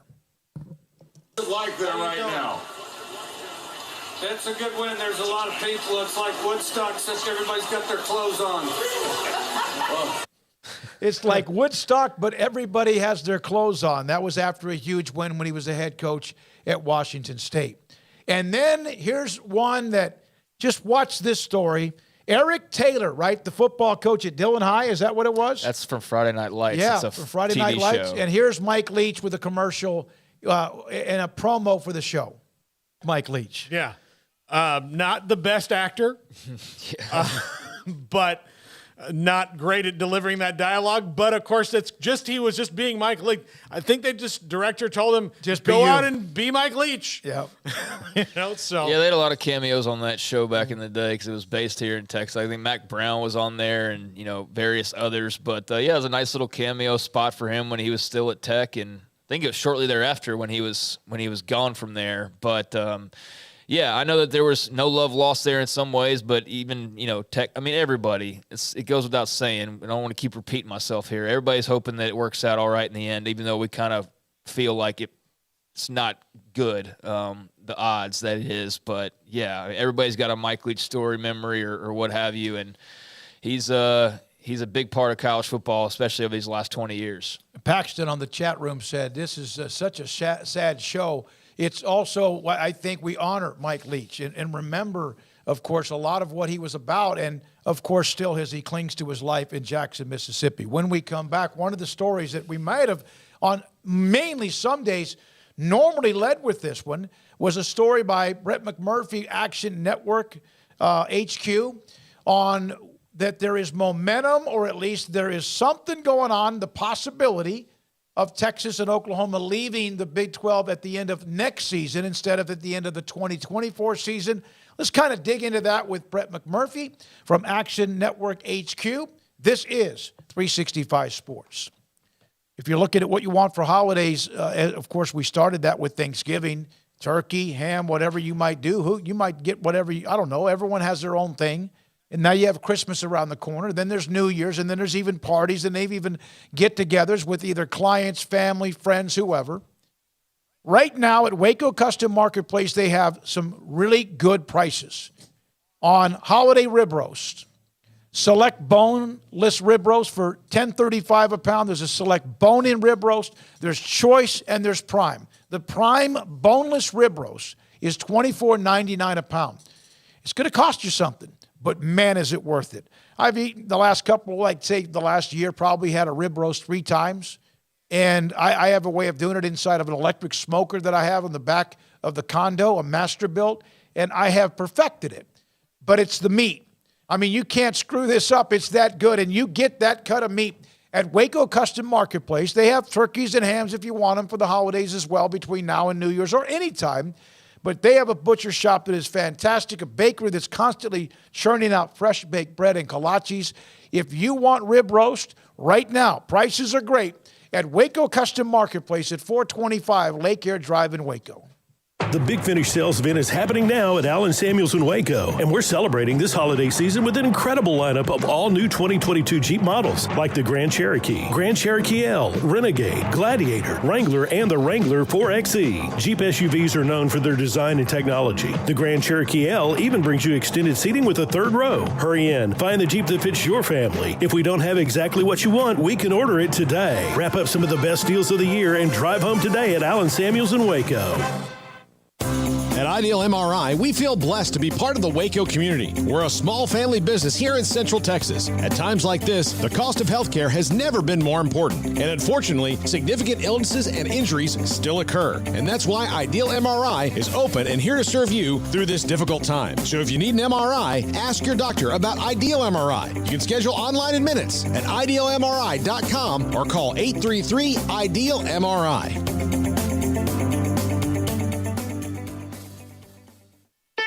Don Humidor, your home with a 48-foot walk-in humidor with the elite cigar brands from around the world, including the #1 cigar of the year, Aging Room Cuatro Nicaragua. Plus, they have the great brands like Macanudo and Artur Fuente, Rocky Patel, Aston, and so much more. CBD, great for sore muscles, aches and pains, sleep, Vita Dreams, and anxiety, mild depression, general health and wellness. Their staff very knowledgeable on the subject. If anyone is curious about CBD, ask Carol and Ashley. Don Humidor in the Townwest Shopping Center off Valley Mills in Waco. 1, 2. I'm in love with a man named Rudy. I'm okay with that. He knows exactly what I want. He keeps me coming back. He cooks breakfast, lunch, and dinner for me. Does the dishes too. I'm in love with a man named Rudy. Last name Barbecue. It sure is easy to fall in love with Rudy's Tasty Oak Smoked Barbecue. Next in line.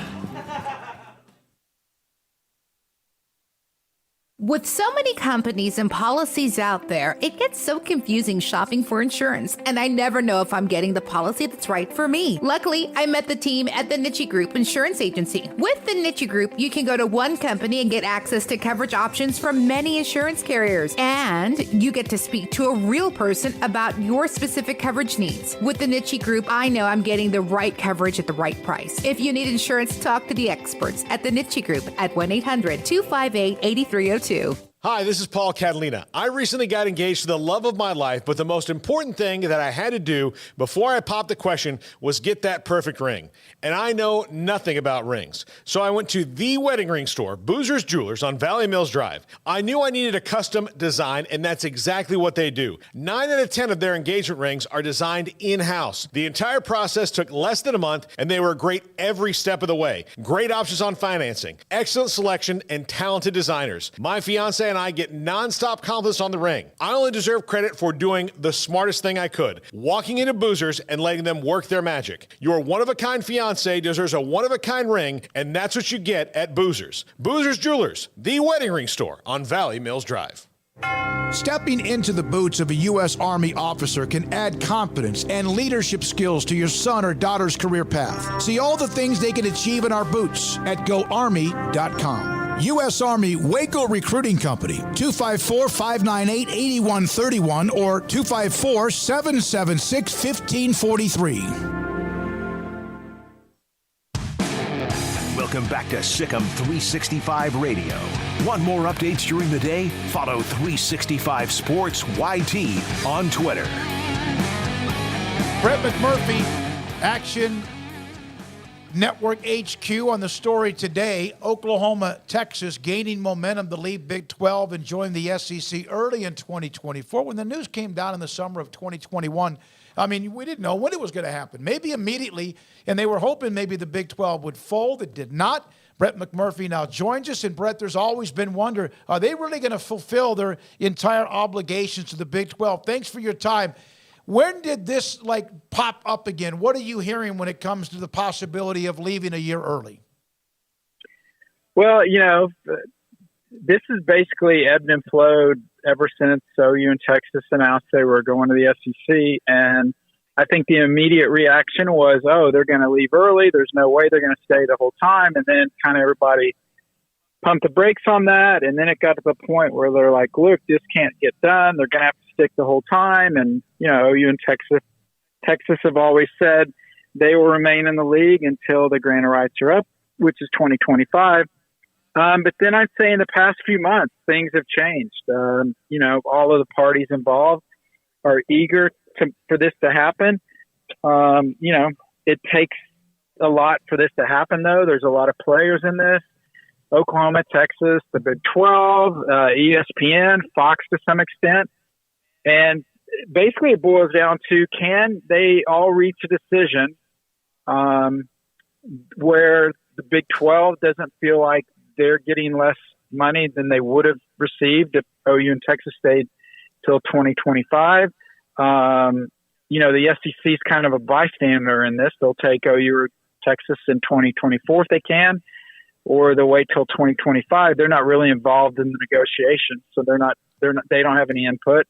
But then the tricky thing for ESPN is if there is a reduction in value of the Big 12's media rights in the final year of their current deal. I'm not talking about the new one they just signed, but the current one with OU and Texas leaving.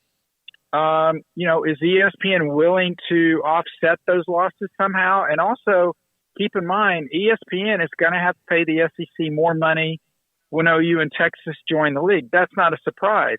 But would they rather wait until 2025 to pay that extra money to the SEC? Or are they okay with paying it early in 2024? So it's not like one simple decision. It's 3 or 4 decisions that kind of all are kind of interlinked together. And that ultimately will decide if it happens. The good news is, like I said, everybody wants it to happen.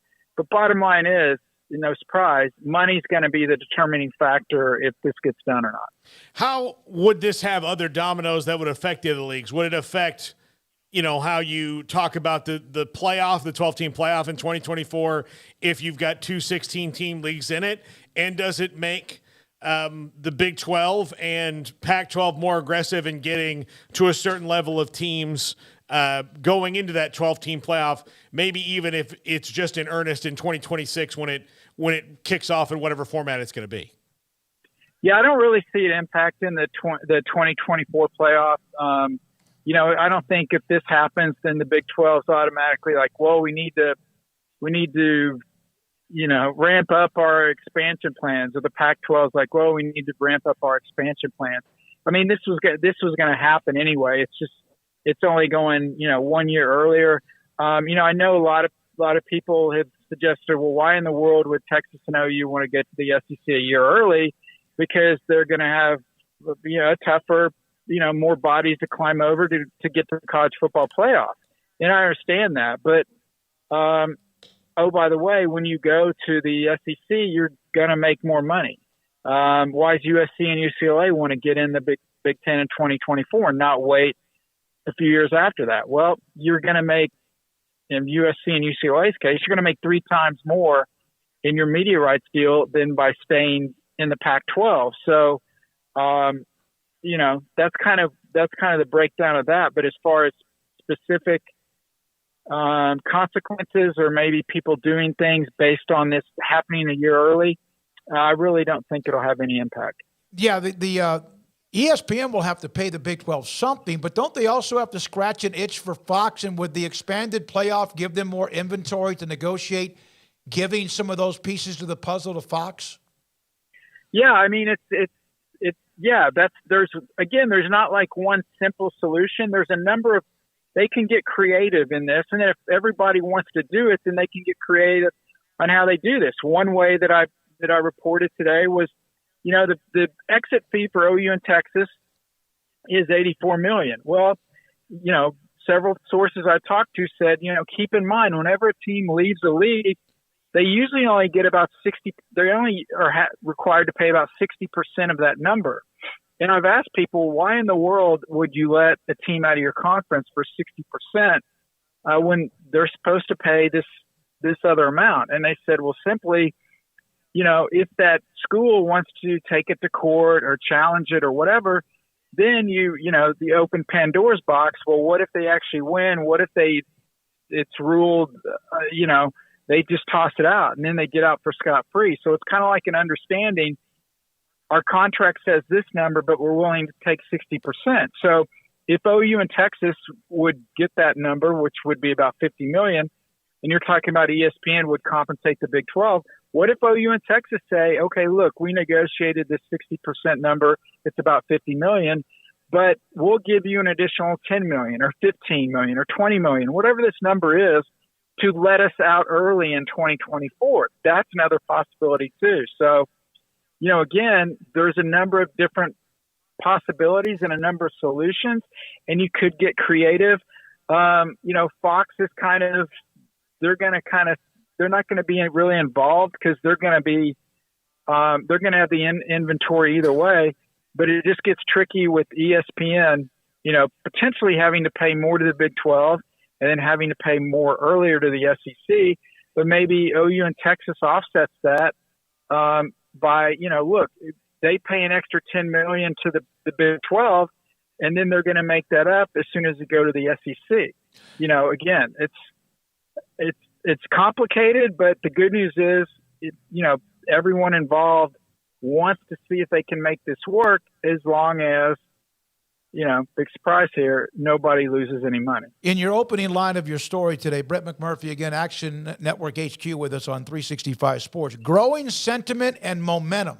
Is that like something that developed while you were in Vegas? If you covered all that stuff in Vegas, is that what do you mean growing sentiment? Is that just it's kind of become now more front and center? Yeah, it really has, and it's funny. Another reporter reached out and was like, "Oh, I heard the same thing in Vegas. I should have pursued it more." And I told him, I said, "Well, I don't mean to be a jerk, but I've actually heard this for like the past 2 or 3 weeks. I just wanted to get more sources on it and make sure it was rock solid before I wrote it. I hate when people just speculate on stuff and report stuff that can't happen. Now, I'm not saying this means it's 100%, but it was strong enough. So no, it wasn't like I just heard about it in Vegas and like, oh, let's throw this story up. This is something that I'd been, reporting on my own and working on for the past 2 or 3 weeks. And again, momentum, growing sentiment, it's because all parties involved want this to happen. Like if there's Big 12, OU, Texas, ESPN, Fox to some extent, the SEC. If half of those groups didn't want it to happen, I wouldn't have reported it. But everybody wants it to happen. That's great. We wanted a 12-team playoff, and look at all the hoops we had to jump through to get that done. So doesn't mean it will get done, but at least everyone's, willing to kind of try to come to a solution to get this thing done. And obviously the SEC wants it to happen. They don't have any say in this. They'll take OU and Texas when they come, but certainly they want to have a 16-team league like the Big Ten in 2024 when the playoff expands. Yeah, Brett, we had Mac Rhodes on, we have him on every week, but it was probably about a month ago when asked about what the relations are between the other two teams, and his sentiment was the Big 12 feels like, look, the decision's been made. Everybody's fine with Texas OU with where they are right now, but whenever that happens, it happens, and 2 years from now, fine. Nobody's holding guns to anybody's head. Everything is amicable. It's just everybody would like to just know what the answer is at the end of this maze. Yeah, I mean, I've heard this analogy, and if you like this analogy, then I thought of it. If you don't like it, then I heard it from somebody else. but it's kind of like saying, you know what, honey, we're going to get a divorce. Okay, great. Yeah, in 3 years, we're going to get a divorce. So what are those 3 years going to be like, leading up to that? It's like, cut the cord and let's move on. So if you like that, 100%. I just thought of that. I think, that's not a bad idea. And by the way, the teams that are remaining and those who are incoming, as long as they get a check, I think they're ready to move on too, whether it's at the end of 2023 or 2024. One note, Bob Thompson of Fox Sports executive back in the day, Bob, he mentioned ESPN could save or would save approximately $30 million by shutting down the Longhorn Network and Sooner Vision early. And some of that money, if it's freed up, again, this is a text to me a minute, before the show, some of that money could possibly line pockets. And just as he's kind of estimating the value between those two. Absolutely. And that gets back to, and I didn't, Bob's obviously he's a lot smarter with all these networks and conference dealings than I am. And, again, that's why I reported this. The momentum and the growing sentiment is, if you've got everybody working towards the same goal, then you can come up with these creative solutions like Bob mentioned, where, if there is no Longhorn Network and all these things roll into the tier 3 rights and all these different things, or you can kind of move money from Peter to pay Paul and all that, then yeah, you can come up for a way to do this.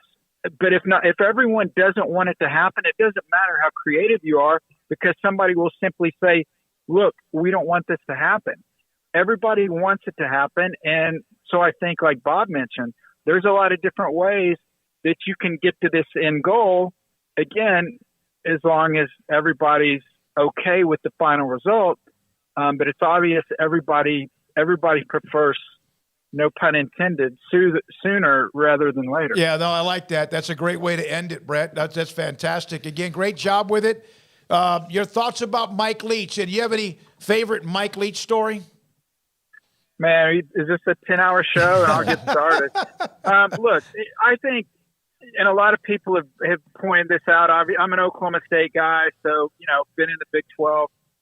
It's been at the forefront for me for a long time. And I think people, maybe they're recognizing this now, just how much reach he has had and how much influence in college football he has had. And it's just incredible. You look at his, laundry list of guys that worked under him and been influenced by him. I think the best thing about Mike is that he treated everybody like you were his best friend. And I've seen, former college reporters tweet out that, they were contacting several coaches for a story several years ago, and only one coach responded. It was Mike Leach, who called the kid back after midnight to do an interview. And I guess one of my favorite quotes of his was when he was at Washington State, and I tweeted this out earlier today. He was at Washington State. They beat USC. And you get the, you get the cliched, coach, what does this mean to your school? And, Leach doesn't go into how important the win was or what it means. He simply says, hey, this is just like Woodstock, except everybody's not naked. I mean, that sums them up perfectly. Yeah, no, you're exactly right. We played that clip. In fact, right before the segment with you. Brett, thanks for jumping on with us today. We appreciate you very much. We'll stay in touch and appreciate your time. Anytime, guys. Thank you. Brett McMurphy, Action Network HQ on the story. The headline, Oklahoma, Texas, gaining momentum to lead Big 12, join SEC early in 2024. Go ahead. Yeah, I still think the more interesting story involving Texas today involves Chris Beard. I don't want that to get pushed to the side by any means, but, I mean, is anybody really surprised by this? I think we've all been setting ourselves up for this very expectation that this wasn't going to be a situation where everybody played out the contract. From the moment they announced they were leaving, I just assumed like last year or this past year would be their last year. And then you get to the particulars of buyouts and things of that nature, and you realize it's a bit more complicated than that. And my immediate thought was, okay, well, they'll play 2023 and they'll be gone. And then it's like, no, there's a possibility they could play like a couple more seasons. And I just did not see that happening in any way, shape, or form, that long of a goodbye. And I don't think most people did. And so to get to the point now where, like, all these stories like this, the realignment popped up last week, like these, we're getting into that period where there's not as many games. And now here come all of these stories once again involving some of this outside stuff. So that shouldn't be surprising either. I expect this will get done sometime in the next few months, and then we'll get probably the proper send-off next season, the 1 year of the mega Big 12 and 1 year of that crossover with the old schools and the new schools that are coming in. And then probably you just go the separate ways. And for one, I realize that the Big 12 will take a hit and all that, but just as a college football fan, like, I'm ready for it. Like, I want to go see Texas and Oklahoma in the SEC. I want to see the new Big 12 and how they adjust and who rises to be the premier programs from there. And then, waiting to see what potentially stems from further moves that could happen that we don't even have any idea that are possibly in the works right now. Because nobody was projecting OU Texas to leave in the first place. There was, granted, some scuttlebutt, like on forums over the years about, because, Texas almost went to the Pac-12. I mean, there's been instances where there was some substance to it, but this actually occurring and becoming official was just like, oh wow, that's not just talk, that happened. And then USC, UCLA a year later. So who knows what this summer or this offseason could hold in store? But I think it's best for all parties. And I'm looking forward to how that reshapes the landscape. There were some that never thought they'd even get to this season. Yeah, and even if it winds up they can't work it out money-wise where it's just not good for everybody, which I still think that the fact that we're hearing about it means that there's at least a rough draft of a path forward to everybody being made whole financially. At least they're talking about it, as opposed to it could be bitter, and it could have been, no, you and Texas are staying in until June 30th, and you will hear from us every day until June 29th when we cash your last check. I mean, that kind of a thing. So I'm glad it's not at that point. We have to break to come back with a guest who covers Naval Academy, the midshipman football team on the Coach Ken being fired. Jared Mosley over the weekend named the new athletic director at North Texas. He was in charge of the Texas Sports Hall of Fame here in Waco for 2 or 3 years. Back in 2014, 15, and 16. This is 365 Sports. PettyClinicLowT.com. Dr. Kent Petty can help you become the high-performance man you want to be, need to be, and maybe as you've gotten older, used to be. 1 out of every 3 men have symptomatic issues of low testosterone, and one of those is your sex drive, ED. One of them is your energy. It's not the same. Your focus is not the same. Your sleep habits might not be the same. You might have one of those symptoms, 2 of them, or all of them. Dr. Kent Petty can find out and eliminate whether or not it's your testosterone level, which does drop in 1 out of every 3 men. And don't think of this as just, well, I'm not old enough. It can happen to you. Dr. Kent Petty, his website, PettyClinicLowT.com. Contact him, top left-hand corner, phone number and email. Tell him I sent you. They will then take care of setting up an appointment for you to give your blood. He'll get the test results, and then if your testosterone levels are too low, he can put you in a program to increase them, and you can get back to being the man you want to be, need to be, used to be at PettyClinicLowT.com. Hi, I'm Mark Stewart with Bird Colgin Ford. It's that time of year. It's football season. And BK Ford is a proud supporter of the best high school football teams in Texas, right here in Central Texas. BK Ford is proud to sell the #1 truck in Texas, the F-Series truck, led by our leading rusher, the F-150, 45 years in a row. Lock in your best price and rate today by custom ordering your new F-150 at BK Ford. Simple, easy, trusted. Experience better at Bird Colgin Ford.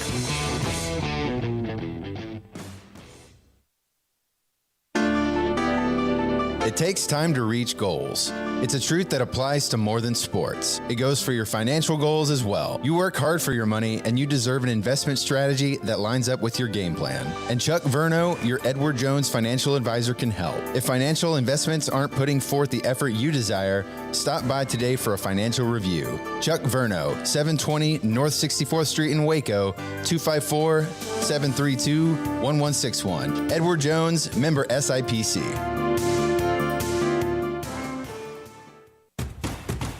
Hey, this is Bryce Petty, former starting quarterback and two-time Big 12 champion, and I know firsthand the importance of being in top shape both on and off the field. So listen up, men. If you're feeling beat down day in and day out and looking for that high-performance edge that separates the men from the boys, then look no further than the Petty Clinic Low T in Waco. Petty Clinic is a comprehensive men's healthcare clinic with an atmosphere catering to men. Board-certified Dr. Kent Petty has a special interest in offering the highest quality medical care to men of all ages. Some of the services offered include screening and treatment for low testosterone or thyroid, infertility, high blood pressure, diabetes, high cholesterol, sleep apnea, while offering comprehensive wellness exams and complete men's health lab panels. High performance men, remember, it's not just a Petty thing. This is Bryce Petty, encouraging you to reach out and Google search Petty Clinic Low T or go to pettycliniclowt.com and get your complimentary lab screening today.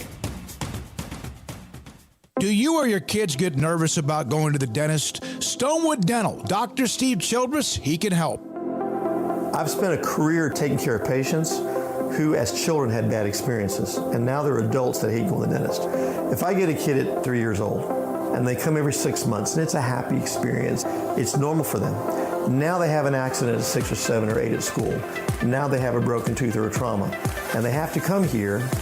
They're used to lights, they're used to water in their mouth, they're used to experience, they already trust us. It's amazing what we can do with that kid without it being a negative thing. But if I see a 6 or 7 or 8 year old that's never been to the dentist, and now they have a trauma or an unfortunate unexpected toothache, it's harder to do that for that kid and it not be somewhat of a negative experience. So bottom line is I try to teach kids and adults and teenagers and everybody the way I'd want my family treated, which is where it's a necessary part of life. You just take care of it. It doesn't have to be that big a deal. Learn more, stonewood-dental.com. It was broad daylight. I stepped into a gas station for 5 minutes to grab a snack, and just like that, my car was broken into. They made out like a bandit. My laptop, my phone, everything. I called my agent to see what could be done, and he restored my faith in humanity. My claim was processed so quickly, and I was able to recover my losses. Stop by and see our agents at one of our 3 McLennan County locations. Coverage and discounts are subject to qualifications and policy terms and may vary by situation. Let Camille Johnson Realtors guide you seamlessly through the process of buying your dream home or selling your current one. Commercial, farm and ranch, or residential, Camille Johnson Realtors can smoothly and successfully lead you through any transaction. With a team of 28 experienced agents who are excited about serving you, Camille Johnson Realtors services the entire greater Waco area. If you're in the market to buy or sell, contact Camille Johnson Realtors, 104 Midway Center in Woodway, or find them online at www.camillejohnson.com. Camille Johnson Realtors, elegant, charming, warm. Welcome home. Welcome back to Sikkim 365 Radio. Are you a Sikkim 365 superfan? Then try out our premium subscriptions at Sikkim365.com. This is the last week of the high school football season in Texas. Jacob Wilson and we recorded the final week of the Texas High School Football Podcast. It's also up on 365 Sports in the buffet, so to speak. And when we have it edited down and ready to go, we will send that up on the social media pages and also make it available in the 365 section, week 17 of the high school football season. We're now joined. Michael James covers Navy football. And Michael, thanks for your time. What was your reaction when you heard that Ken Niumatalolo was fired? I was surprised. I thought he would get another year. I know that the record isn't what anyone wanted it to be, and the athletic director, Chet Gladchuk, made that pretty clear at his press conference today. But I thought that with the mitigating circumstances concerning the roster and the issues stemming from the pandemic and why the roster is so shorthanded, I thought would buy him another year, especially after the UCF win. But ultimately, Gladchuk made it pretty clear that 4-8 just wasn't going to get it done. So, Michael, where do they go to look for a new coach here? And given the restrictions that you you already have restrictions at Navy and the service academies because of what kind of schools they are. But now that there's a brave new world of college football that shrinks the pool a little bit more because of NIL. Well, I think when you look at what the situation in Navy is, the question is always, do you have to run the option to win at Navy? And Gladchuk mentioned today at his press conference that he wants the option to still be part of the identity of the team. But the problem that you have there when you say that is that there's a difference between hiring the best coach and hiring the best option coach. It's not necessarily the same thing. When Navy hired Paul Johnson in 2002, that was the same thing. Johnson was coming off of a couple of national championships, and he just happened to run the option, so he was a great fit. I don't know if that guy in particular is out there in the same way. So it might take a little more creativity on the part of the athletic director, maybe someone that you might not think off the top of your head to come in and right the ship. Michael, what were the Hold on. Okay. Michael, what were the feelings coming off of Saturday's obviously upsetting loss for those involved on the Navy side of things? I mean, a hell of a game. What was just that atmosphere and kind of the fallout like? Well, it was heartbreaking. In any Army-Navy game, you're going to have someone, you're either going to be really elated or really heartbroken. But just the way it happened was more brutal than most, especially for the kids involved. And then with the news after the game of Niumatalolo being dismissed, that obviously just adds a whole other layer to what's already an emotional situation. Yeah, no, it was awesome. It was just an awesome game. The atmosphere. Somebody earlier in our chat room said it was a bad game. I don't think Army-Navy can ever be a bad game. There may not be some of the elite players, but I mean, to me, just because of what they represent and where they are even this week, some of them off to probably help serve for our country, and a lot of them are. It's who they are. Overall, this game came down to like 1 inch. Right? 1 inch is what it came down to. Had he scored and they had won the game, is he fired? That question was asked today, and the answer was that the decision didn't come down to one game. Now, That's easy to say afterward. I think it's harder to make that call if he does come up after a win, so I'm not sure I believe it. But the question was asked and answered, and that it wasn't just a one-game situation. So you take that for what it's worth. So what kind of, I guess, is the next step? What's to be expected as far as the search goes and kind of how they operate with that? I know it's been a while since they've had to do so. Yeah, it has. So Gladchuk said today that the today is just for letting the dust settle. Sure. He's had a couple of coaching firms reach out to him to gauge interest. He didn't indicate whether he was going to use one or not. I think one thing that is the case is that defensive coordinator Brian Newberry is interested in the job, and he is a viable candidate. I think Gladchuk, knowing that and knowing he has that in his back pocket, if he wants to, can actually take a little bit of time to gauge the interest in the job. I think the Navy job is a little more appealing to the right guy than some people might assume, even with all the restrictions. It's still a fairly, name brand prestigious job.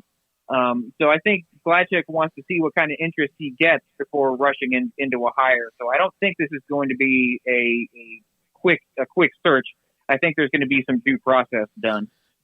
Is there a growing sentiment? You mentioned about running the option. Is there a growing sentiment, especially given the way that high school offenses are run now, that you can find a kid or kids that play quarterback with an arm to sling it around a little bit more?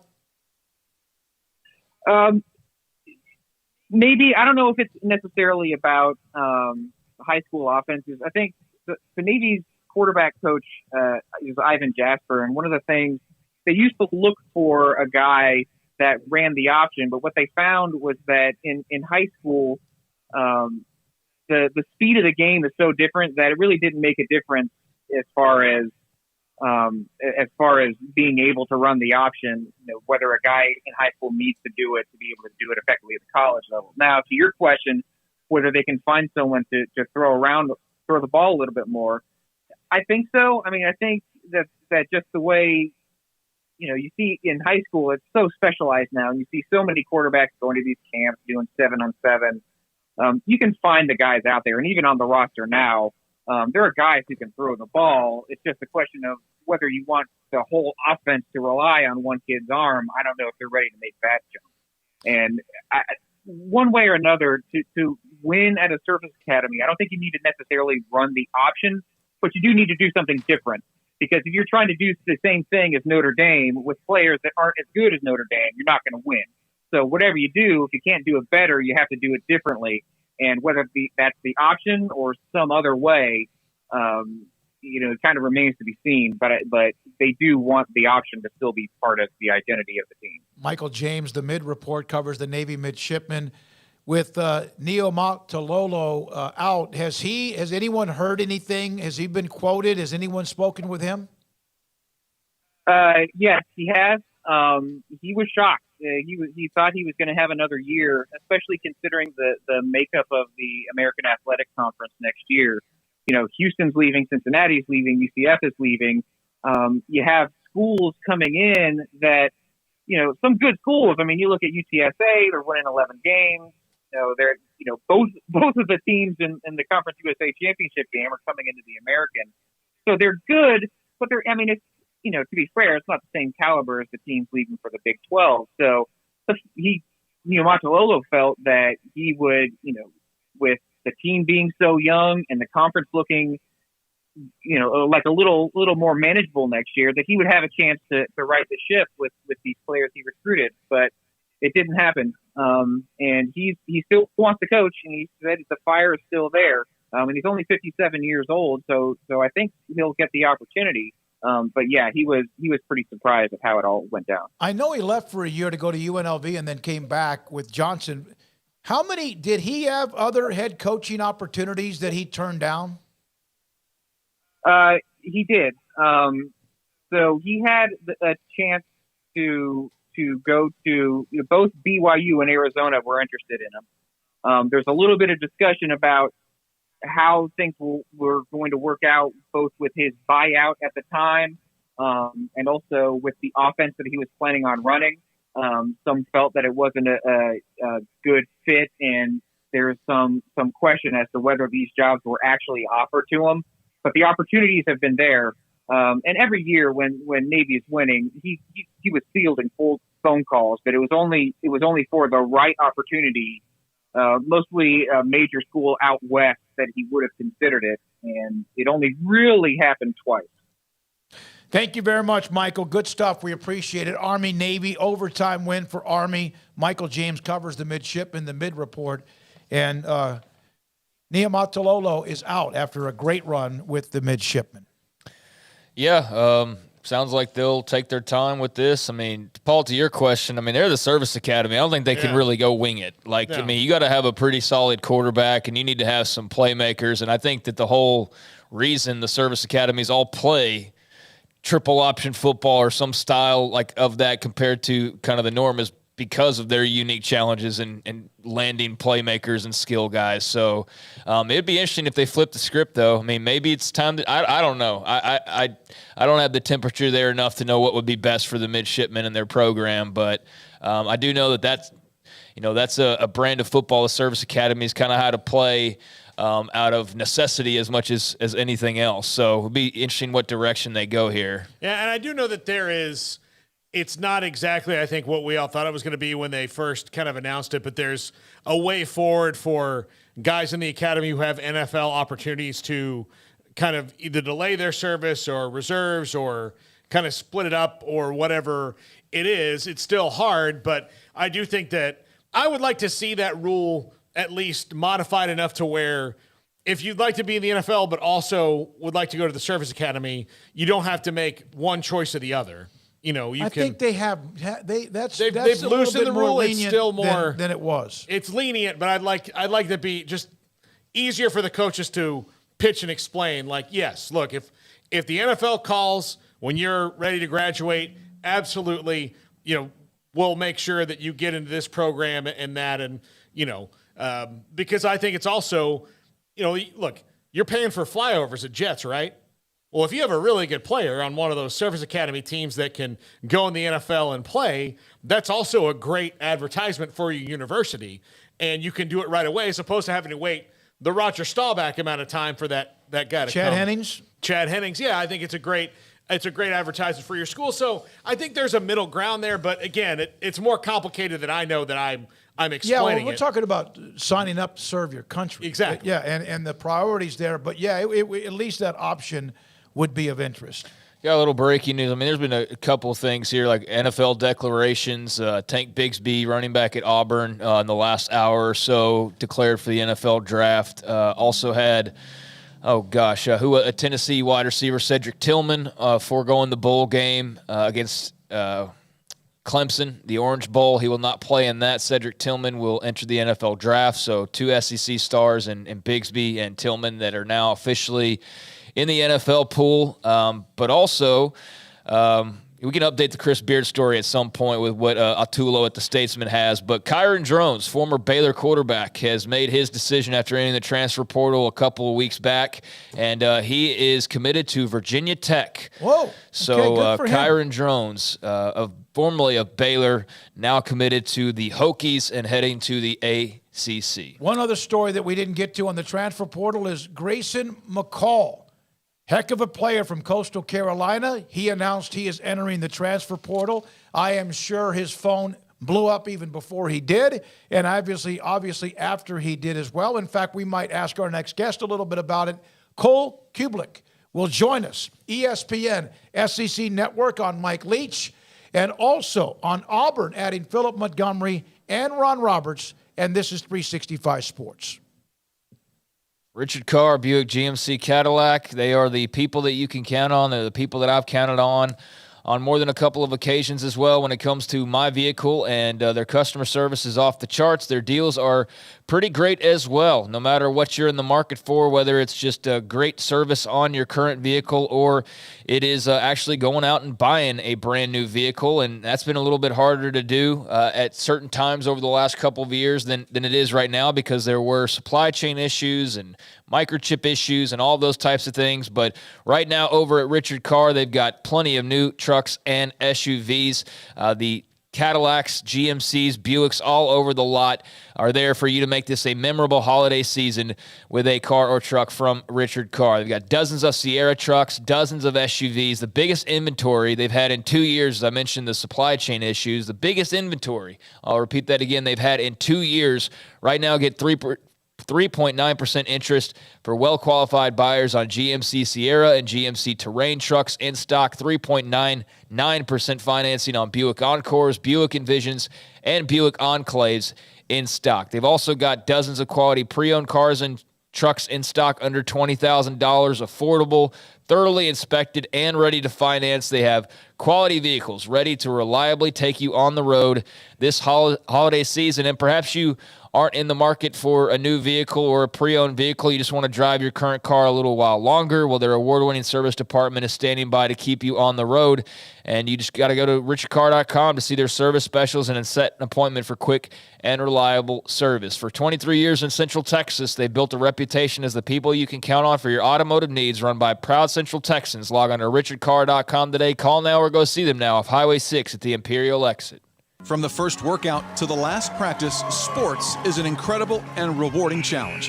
Hi, this is Dan Ingham with the First National Bank of Central Texas, and we're proud to support each athlete, every parent, and our educators. From families, small businesses, to the biggest industry, we're here to help. With remarkable products like our free First mobile app, we've got banking ideas that fuel big dreams. That's the First National Bank of Central Texas. Familiar faces making local decisions. Member FDIC, Equal Housing Lender. Waco Custom Marketplace is your home for holiday favorites for parties or time with the family, with various specials available while supplies last in store or ordering by phone, including 8 to 10 pound half spiral hams at $4.15 a pound, 12-pound pit hams at $4.35 a pound, 8 to 22 pound bone-in hams for $3.40 a pound, 14 to 16 pound whole raw turkeys at $2.85 a pound, and $4.80 a pound for 9 to 12 pound whole smoked turkeys, 6 to 8 pound mini pit hams for $5.99 a pound. Limit 4 of each item per customer. Call in advance to ensure availability or drop by Waco Custom Marketplace, 425 Lake Air Drive in Waco. Waco Custom Marketplace, your full-service butcher shop for customized orders or cuts of your favorite steaks or beef tenderloin or specially ordered prime rib roast. WacoCustomMarketplace.com.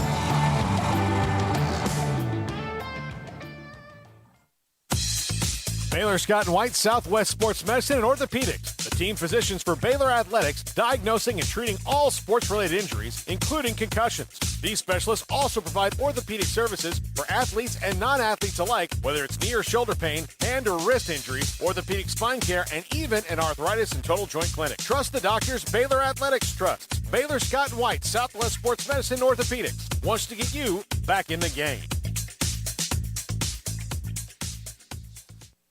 The secret to living your best life is pizza, obviously. Golden crust made from scratch, 3 fresh signature cheeses, and the toppings, crispy Old World pepperoni, savory Italian sausage, bacon. That's called a dream team. Find everything you need to live your best life and more at Marco's Pizza. Owner Bob Mock has been delivering pizza since 2001 and is the proud owner of 4 locations in Waco, Belmead, China Spring, Woodway, and soon to be open in Robinson. Marco's. Pizza lovers get it.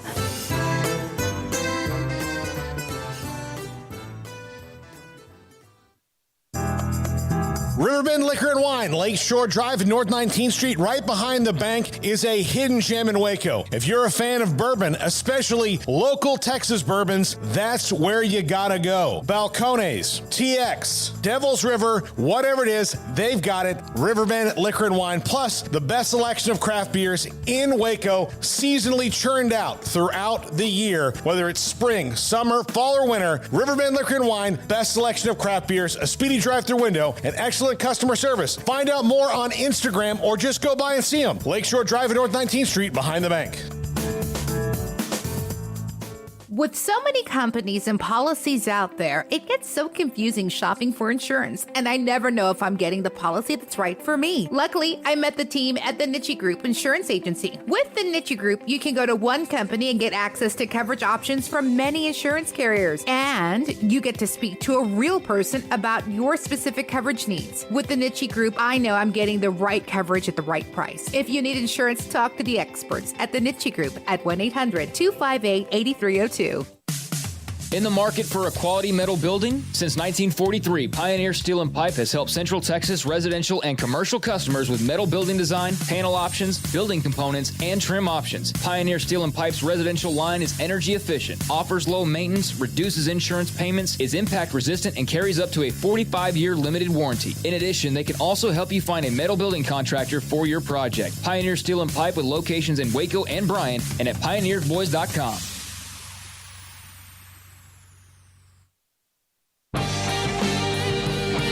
Welcome back to Sikkim 365 Radio. Caleb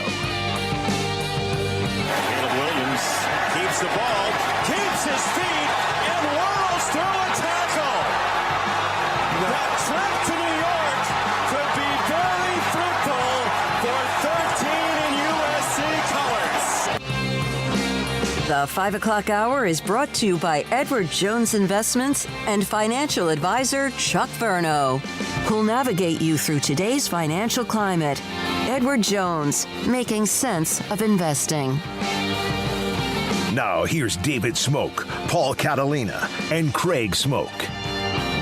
Cole Cubelic, SEC Network, ESPN, joins us, and we appreciate his time on a day when, of course, the story involving Mike Leach, but also we're going to get into Auburn football with Philip Montgomery, Ron Roberts added to Hugh Freeze's staff. Cole, thank you for your time with Paul, Craig.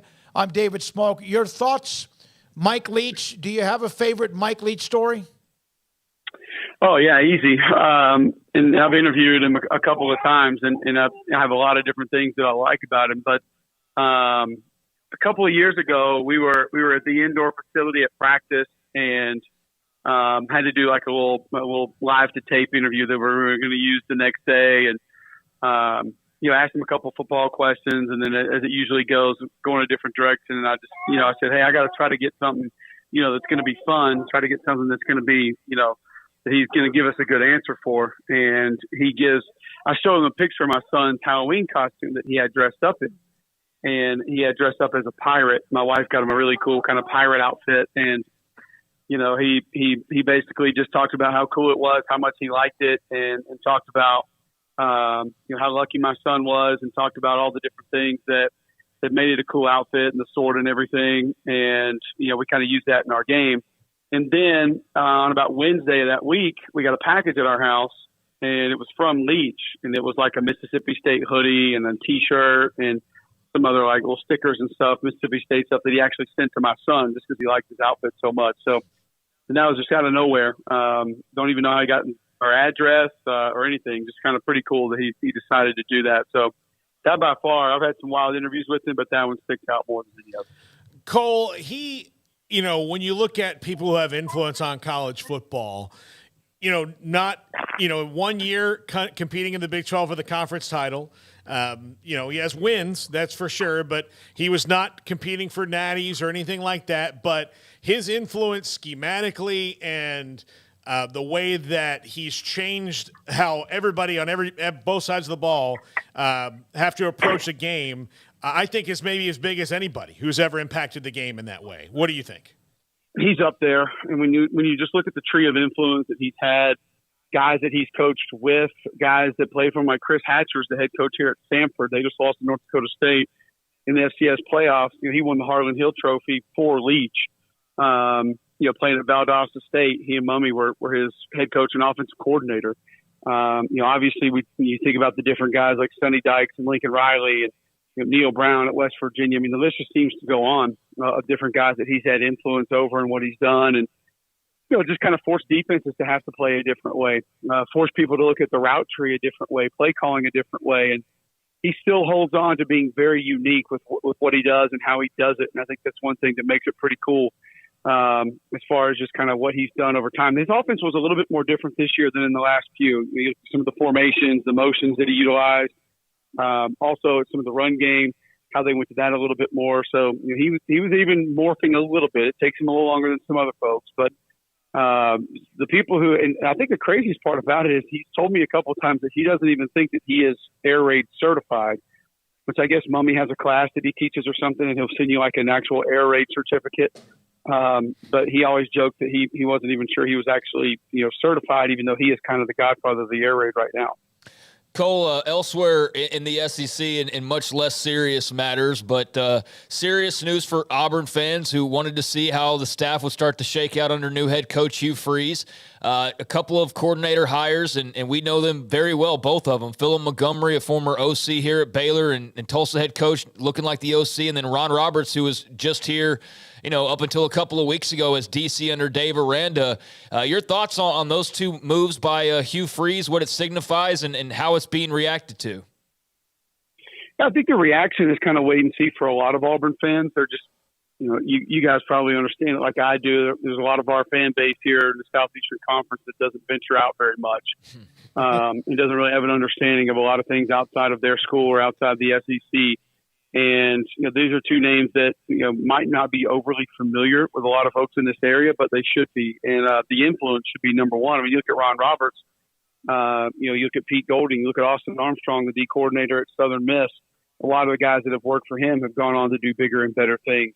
And then obviously Philip, his ties to, working with RG3, or if it's, the offensive coordinator sitting there at Oklahoma right now, or what he did at Tulsa. There's a lot of guys that they kind of all fall under that same umbrella.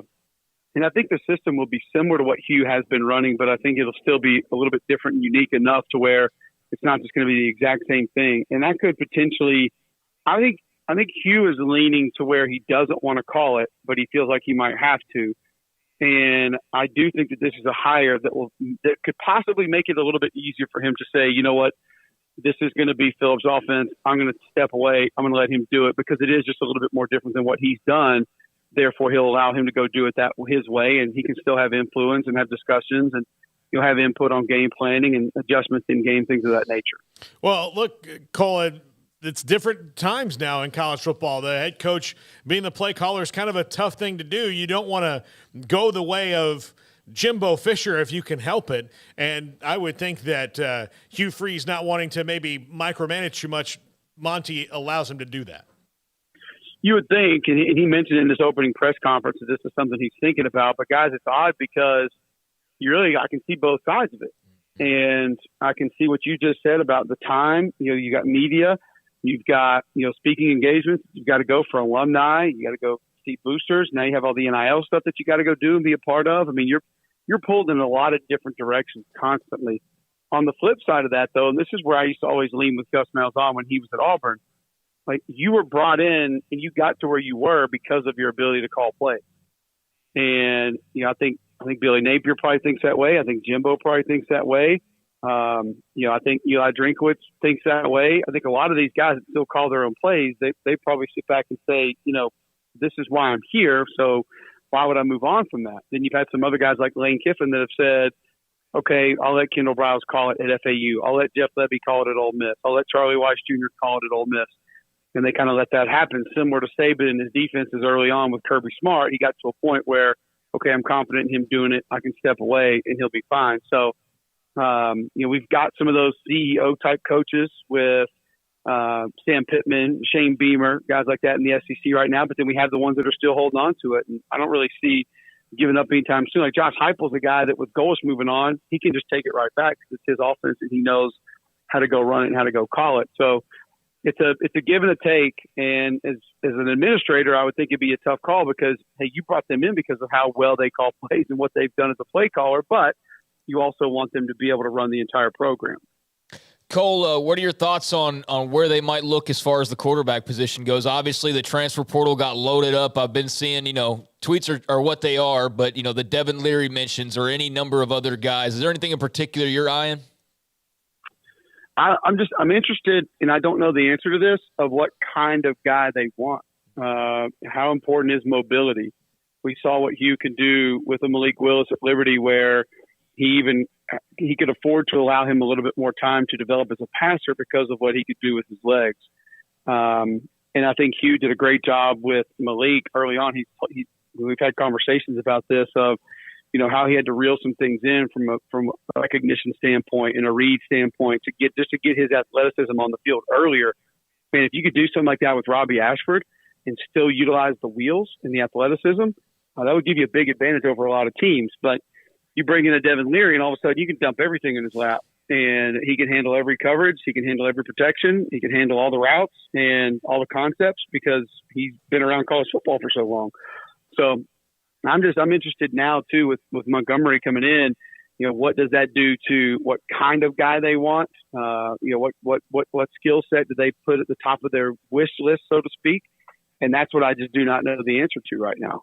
Yeah. The guys that he had at Baylor, RG3 to Bryce Petty. He had a mixture. Petty, yeah. And back then, Cole, there was no transfer portal unless you were a grad assistant, and they had quarterbacks that waited 3 years. Petty waited 4 to play in that system, and Montgomery Briles got a lot of the credit because it was his offense, but boy, Philip Montgomery had a huge impact on it too.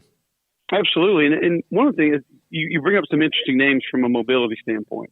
Because I can remember when Jarrett Stidham was transferring to Auburn, I went back and studied his film. I wanted to see what he had, what he was about. Nobody would label Jarrett as a dual threat quarterback, but there were so many times in which defenses were just giving them the run where he could just pull it and go steal 6 or 7 yards or even 4 or 5 yards. Like, you've got to take that. So even those guys like Petrie and Stidham that we definitely wouldn't put anywhere near RG3's category as far as mobility, but still could just have the awareness and a little bit of athleticism to say, all right, if you're just going to give this to us, we're going to take it. We have to. And all of a sudden it's 2nd and 4, all of a sudden it's 3rd and 2 instead of 3rd and 8. So that can make a big difference. And, that's just another piece of what I think they're going to be able to add. Oh, heck, Nick Florence even had a 77-yard run one time in that offense, and I don't think took a little longer. Yeah, it took a little longer, but it was there for him. Cole, I mentioned Jimbo Fisher a second ago. What should he do to right the ship at A&M?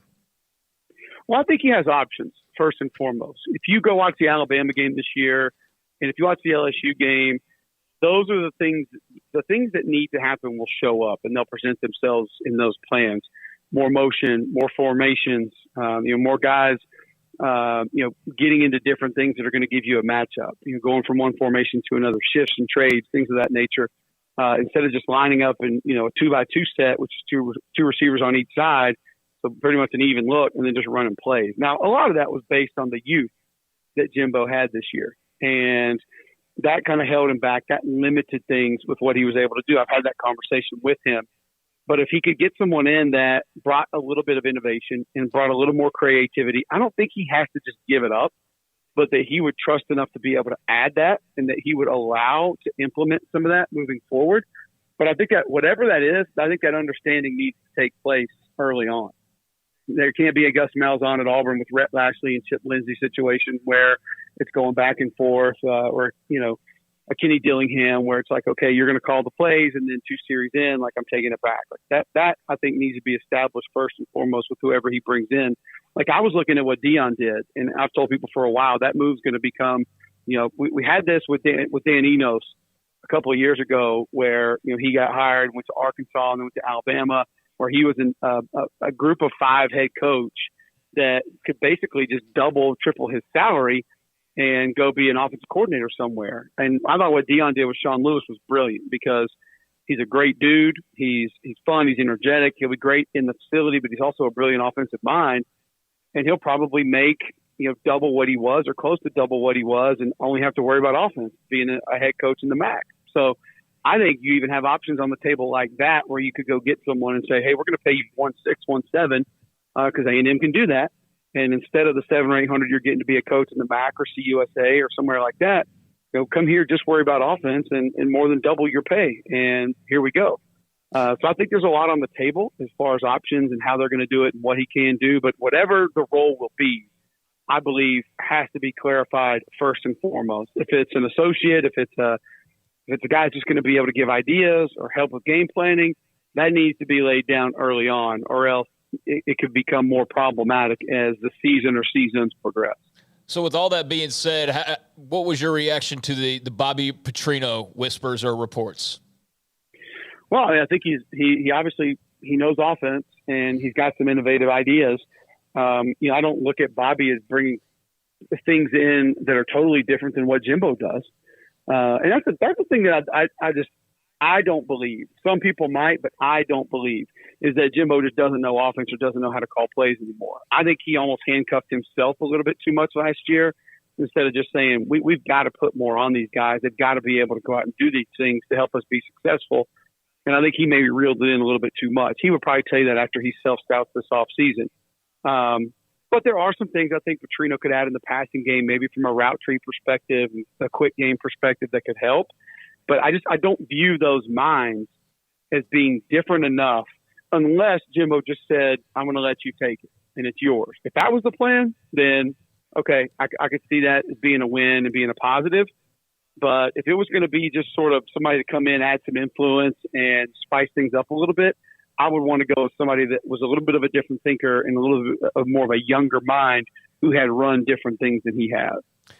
Cole, I know you talk to a lot of people around the sport. Just what's kind of the sentiment right now around all of the plates that are up in the air due to the weird timeline as far as signing day and the portal and the coaching changes and everything just kind of all coming together all at once this calendar year? Is it any more a sense of just, oh my gosh, how much more can we pile on? Or is it just kind of the new norm and everybody's adjusting to it as best they can? it's a new norm, but everybody's just treading water. I think everybody is just trying to stay afloat right now and looking for a life raft or looking for an island. And because I think a lot of this is uncharted territory. There's not a lot of situations that guys are going to be able to say, oh, well, we did this last year, or we had this many needs a year ago, or we went and found this position, this place. It's happened to an extent a little bit, but not year after year. So a lot of this is still extremely new, but it's mayhem right now. I mean, you guys follow, I'm sure, one of those portal accounts just like I do. And I mean, it's nonstop. And you got some schools now that are 15 plus guys in the portal. Just from a numbers perspective, even if it's not a Heisman Trophy candidate or a first round draft pick or a 3-year starter, you lose 5 offensive linemen, you lose 4 wide receivers, you lose 3 corners. All of a sudden, that affects your practice. That affects your game planning. That affects, obviously, your depth. And, we talked to Coach Saban about it earlier in the year, and he's like, listen, I know you guys see that we lose a couple second-team guys, and you don't think it's a big deal, but when the new guys come in or new guys who haven't been with us long have to go fill that void, they have to learn how to practice. They have to learn the verbiage. They have to learn the terminology. They have to learn the pace of practice, all the different fundamentals that they've got to learn. They've got to be ready as a 2 as opposed to a scout team guy or somebody who just got on campus. They got to be ready to go if somebody goes down. And that takes extra time that we have to spend with them. Well, that extra time we spend with them is taken away from our ones and the guys who are going to help and contribute right away to help go make us a championship caliber program. So there is a trickle down effect with all of this that I don't think we pay a lot of attention to. And that is just practice time, reps, fundamentals that you have to go learn and practice, terminology, verbiage, alignment, assignment, all those different things play into how much you're going to be able to do in a game and how good you're going to be at it when you run it in a game. And the more new faces that come in and the more old faces that go out, the more difficult that becomes. Yeah, it is. And it's also leading up to National Signing Day. And if you're fortunate enough to be in a bowl game, it's hard to keep up with. Cole, thank you very much. As always, great stuff from you, Cole Cubelic from the SEC Network, ESPN, on Mike Leach and Auburn with Philip Montgomery, Ron Roberts. We appreciate your time. Appreciate it. That's Cole Cubelic again with us on 365 Sports. Yeah, good stuff there from Cole. And, yeah, you're right. I mean, as far as just everything kind of converging at once based on the calendar setup, it's crazy. I mean, if you're a head coach, if you're Dave Aranda right now, you're in the middle of bowl practices. You got a game in less than 2 weeks. You've got a defensive coordinator to hire at some point, a safeties coach to hire at some point, a special teams coordinator to hire at some point. Granted, one guy could be 2 of those 3 things, or, safety. Well, yeah, it could be 2 of those 3 things in a different combination. But you've got that. You've got to close on your signing class. You've had a couple of decommitments in the last week. You've had some guys entering the transfer portal. You need to get some guys in the transfer portal. There's the NIL fact. I mean, golly. I just think that's a lot. That's a lot. General manager, you have to have, and that's what kind of like Dennis Polian is, right? Right? You have to have almost another section of your football department for just what you just mentioned, Craig. Yeah, I mean, it's more than ever. I mean, even, I'm not complaining about it because I'm not having to deal with it. I'm sure he or others, complain as much as they, feel they need to or whatnot, or just chalk it up to the game. But, we've kind of taken all of the different issues that a coach faces and put them all together in one little time frame to try and solve, as many as he possibly can to get ready for next year. And so, yeah, coaching changes, transfer portal, both ways. NIL both ways, signing day both ways. I mean, it's just a lot. Bowl practices, bowl game, all that stuff. So, yeah, it's going to, for example, the state championship calendar here in Texas falls to where coaches can go this year. Yeah, and so there's going to be college coaches all over AT&T Stadium for the big extravaganza that is all of these state title games. And so that's going to be unique this year, where it's not always like that. That's right before all this starts to really burst with signing day and everything. So it's just a madhouse. And yeah, I can't wait to see how, all the pieces fall ultimately, but it's very interesting. By the way, update on UT and the Chris Beard situation. Everybody that I've seen who's covering this story has been anxiously awaiting, even those who haven't seen, but everybody's just kind of waiting, like, when's Texas going to say something? When's Texas going to say something, right? Well, Dana O'Neill saying She said at one point from The Athletic, like, is Texas waiting until the national anthem to make an announcement regarding Chris Beard? But then Mark Rossner from the Statesman followed up and said, Associate head coach Rodney Terry just informed him that he will be the head coach tonight, and there were no other details. So I guess they're just not going to say anything, and they're just going to trot out Rodney Terry, and that's how they're going to handle it. But they released a statement earlier today about they knew what was going on, but you would think there would be another one between now and the tip-off, and well before the tip-off, hoping,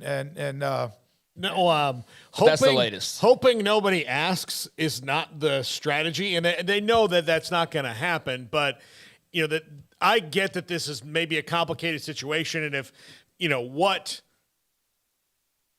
Chris Beard's attorney says is true, and that the complainant doesn't want to press charges, the fact remains is that she still said that these things happened, and the police report says that he has voice recordings that say that she was the aggressor and he was defending himself. So those things are out in the world that they need to address. And he was asked if he would share that audio, and he said no. He said no. Yeah. So, which might be from. I saw Dan Luss from Sports Law. He initially read that tweet wrong, and he thought that he was refusing to give the audio to police. And people informed him, like, no, he's not handing it. Dan Law thought, I think, that it was. He wouldn't hand it over to the media, which of course nobody would expect him to do that. But we're like, no, dude, he won't hand it over to the police after saying there's audio proving that this happened this way. They said, okay, do you want to share that? And he said no. So take that for what it's worth, that he would not share it with the police, maybe under the advice of counsel. But regardless, that's what took place. And most of the time when you are arrested, you should not say anything. Not most of the time. If you've ever been arrested, and I've not, but if you do, get arrested, don't say anything without an attorney present. Just don't do it. No matter what the situation is. I know television allows you to think that you should, but don't believe that. Just have your attorney there. And I'm just advocating for that in general. But Chris Beard is probably saying, look, everything's going to go through my attorney, which is what you should do. But here we go. Now it goes down. Texas has suspended Chris Beard without pay. Let's see. University takes matters of interpersonal violence involving members of its community seriously. Given the info available, the university has suspended Chris Beard from his position as head coach of men's basketball and will withhold his pay until further notice. Associate head coach Rodney Terry will serve as acting head coach for tonight's game against Rice. So kudos to Texas for getting a statement out there when it looked like they might not get one before tip-off. And that is a little bit more revealing in that it's, hey, he's suspended without pay. And for the, immediate future and for the foreseeable future until I guess some more things get cleared up. But good to see that they put out something officially, from the university. And there you go. We'll see what happens next. And more has been produced on social media and also, I'm sure, elsewhere with reporters, other media outlets on the police report as far as conversations with Chris Beard and his fiancée, and even some of what the police, in fact, they saw. That's all part of this. When we come back, David Hellman, the Cowboys lost a very, very young, promising, and has been pretty damn good, better than most anyone could have ever expected in Terrence Steele. What does that mean? And much more, including sleepwalking through the Texans game and still winning. That's not to take away from Lovie Smith and what the Texans did until they had first and goal from the 4. This is 365 Sports. It's a staggering fact, and one that should give you pause. More than 130,000 trucks drive around Central Texas roads every week, and sadly, as many as 50% of them drive around completely naked, without a stitch of accessory on them. The plight of truck nudity is real. Won't you help? This Christmas, open up your heart to those in need. Maybe a friend, a family member, or maybe it's your truck. Give generously and give them the gift of dignity. An outfit from Pickup Outfitters. At Pickup Outfitters, we're doing our part too. We've extended our Truck Friday specials all the way to Christmas Eve, like free installation on all bed covers purchased and installed at Pickup Outfitters, $100 off any ranch hand, Frontier, or Western Grill Guard. Please don't turn a blind eye. Christmas is not the time for a truck to go naked. Give the gift of an outfit from Pickup Outfitters. Fighting truck nudity for 25 years at 220 Lake Erie Drive in Waco. Hey, this is Bryce Petrie, former starting quarterback and two-time Big 12 champion, and I know firsthand the importance of being in top shape both on and off the field. So listen up, men. If you're feeling beat down day in and day out and looking for that high-performance edge that separates the men from the boys, then look no further than the Petrie Clinic Low T in Waco. Petrie Clinic is a comprehensive men's healthcare clinic with an atmosphere catering to men. Board-certified Dr. Kent Petrie has a special interest in offering the highest quality medical care to men of all ages. Some of the services offered include screening and treatment for low testosterone or thyroid, infertility, high blood pressure, diabetes, high cholesterol, sleep apnea, while offering comprehensive wellness exams and complete men's health lab panels. High performance men, remember, it's not just a Petrie thing. This is Bryce Petrie, encouraging you to reach out and Google search Petrie Clinic Low T or go to pettiecliniclowt.com and get your complimentary lab screening today. This holiday season, shop the great selection of new cars and trucks at Allen Samuels in Waco. During the Big Finish sales event, get amazing deals on new 2022 Ram trucks. Designed to be durable, functional, and stylish, Ram trucks give you that first-class feel with luxurious leather trim seating options, exceptional legroom, and storage. If we don't have exactly what you want in stock, we can build the custom truck of your dreams and order it today. Hurry in, wrap up some of the best deals of the year on Ram trucks at Allen Samuels in Waco. Three Nations Brewing Company has 16 different beers on draft with a new beer every Friday. It also offers 2 air-conditioned tap rooms, a large indoor beer hall, a second-floor mezzanine offering a great overview of the brewing company and equipment and patio where you can relax under the shade. Plus, you can now experience the new Three Nations Beer Garden Grill on our shaded patio. Grab a cold beer and enjoy a bite from our freshly prepared and delicious menu. Street tacos, quesadillas, freshly cooked burgers and dogs, and veggie burgers too. Nachos and so much more, all prepared and cooked on site. So come visit the award-winning Three Nations Brewing Company on East Vandergrift off I-35 in Carrollton. TFNB Your Bank for Life is the official local bank of Baylor Athletics. Find out why more Central Texas are making TFNB their bank for life. Sign up for our Edge checking and savings accounts to earn interest or cash back. With 5 convenient locations and an award-winning mobile app, banking has never been easier. TFNB Your Bank for Life. Member FDIC. Stepping into a new pair of boots is great, but stepping into the boots of a U.S. Army officer can also add confidence and leadership skills to your son or daughter's career path. There are more than 150 occupational specialties to help them find the best fit for their future. See all the things your son or daughter can achieve in our boots at GoArmy.com. U.S. Army Waco Recruiting Company, 254-598-8131 or 254-776-1543. Welcome back to Sikkim 365 Radio. First and goal. He's found 5 different targets. He's going to hand it off. It's Pollard, and he's across for the Dallas touchdown. It's time for our weekly segment with David Hellman of FoxSports.com. David Hellman joins us, covers the Cowboys, the NFL. Terrence Steele out for the year, torn ACL. David, how much does this affect the team? A lot, yeah. I mean, you lose a starter in the home stretch of the season, not just any starter, but one that has been playing really well. I think it's obviously a big deal. Now, it looks even smarter on the Cowboys' part that they took the time to go sign Jason Peters earlier in the year. I think we all thought he might be playing left tackle, but it looks like he's going to move to right tackle, where he looked pretty good. No, very good, considering he hadn't done it in 15 years in the final drive. But Terrence Steele, he's so athletic, and he's such a mauler, particularly in the run game. Yeah, I mean, I think you'd be kidding yourself if you said that it's all going to be just hunky-dory with no problems whatsoever. But Tyron Smith's on his way back, and again, you have Jason Peters.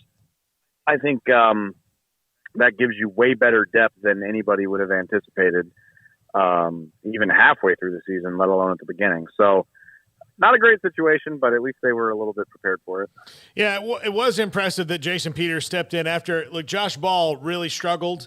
I know that Mike McCarthy, put a little more sugar on that during the press conference today, but that last drive that Houston had there after Dak's turnover was pretty much specifically because of him not being ready to go against that defense. So Jason Peters stepping in and playing somewhere he hasn't played in like 13 years, just ridiculous. Yeah, Mike McCarthy can say whatever he wants. If you move a guy who hasn't played on the right side since 2005 out to right tackle because you don't trust the guy who had been doing it to keep his pocket clean enough for your quarterback to do his job, yeah, like he can say whatever he wants. The results are the results. Josh Paul struggled. Josh Paul, to this point, probably not a guy you feel great about starting in an NFL regular season game. It's what it is. And Jason Peters he's going to the Hall of Fame the minute he's eligible. And I've known that for a long time, but seeing him do something like that sort of was a nice little reminder of, even at 40 years old, what a special player he is. David, not on the Cowboys side of things, but he certainly left some marks. What were your thoughts on former Baylor standout and now Texans rookie Jalen Petrie? He's a wonderful, wonderful player. I think those of us that really follow the draft process, I think, knew that. Obviously, Baylor fans know that. I don't remember his exact pick number, but I think he was picked in the 30s. Which, I mean, we looked at him as like a day 2 pick, very impressive, versatile guy, hard hitter.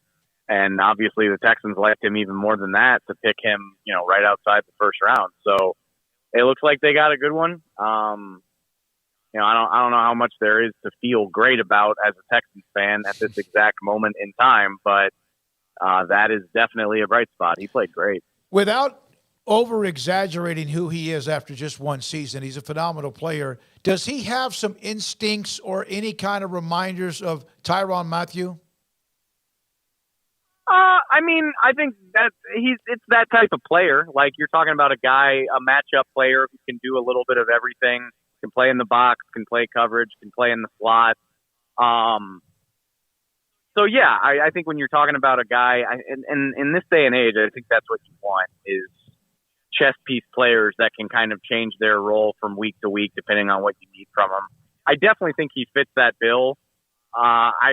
We'll see. I mean, Tyrann Mathieu, he had such a reputation for getting the ball coming out of college, and he delivered on it every step of the way in the pros. So, those are big shoes to fill. That's a big reputation to compare him to, but I absolutely think he has similar traits and a similar skill set.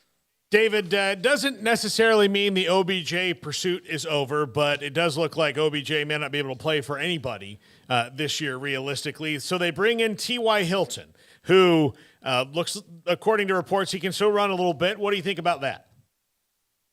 I mean, I guess you should never say never with the Cowboys, but I think this kind of closes the door on Odell. Just if we are to believe the reports that the Cowboys want somebody that can play in the regular season, I guess maybe if something else happens, maybe you would call him. But I think this is the answer to not being able to get Odell. Kind of the Twitter meme that you see that's like, I want Odell Beckham. And then in T.Y. Hilton, it's like, we have Odell Beckham at home. T.Y. Hilton is the Odell Beckham at home. And yeah, I mean, he's 33 years old. He's got an injury history, but he's totally healthy as far as I'm aware. He played a little bit last season. I think he averaged 15 yards per carry. So they need somebody who can threaten defenses downfield. I just really don't think they have that right now. Whether that's Michael Gallup still bouncing back from his ACL. Obviously, teams are always going to pay a certain amount of attention to CeeDee Lamb. So I think they just need a guy that can give Dak favorable matchups down the field. They wanted it to be Odell, but the circumstances didn't really match up with their timeline. And I think the big concern on PY was, it was like, well, are you really going to be able to count on this 30-year-old with an injury history to hold up for a whole season? Well, they don't need that anymore. They need him to hold up for 5, preferably 7 games. I mean, 8 games, however much it would take you to get through the playoffs. So I'm excited to see what he looks like. I mean, I'm not going to go as far as to say I definitely think it's going to work, but if he has some gas in the tank, I think it could be a sneaky big deal for their offense. 10-3. They've won 4 in a row. They sleptwalk in some ways. Give the Texans credit. For a while, the Colts, it was 21-19. Should they get credit for winning no matter what? I mean, you always get credit for winning, right? I mean, it's just a matter of how much credit you want to give them. Like, I'm down to give you credit for winning an NFL game. It's not an easy thing to do, but I don't have to sit here and defend you and sing your praises and say, oh, everybody's a hater. They're just down on the Cowboys. Like, what? Like, if you didn't want people to criticize you, don't take it to the wire against the worst team in the league. And the Texans are a scrappy team. They've been in a lot of games they've played this year. They still only managed to win one of them. And for that matter, most of them weren't very stressful. Most of the time, the team that won wound up having a 10, 11, 12, 14 or bigger point lead. So, I mean, you always get credit for winning.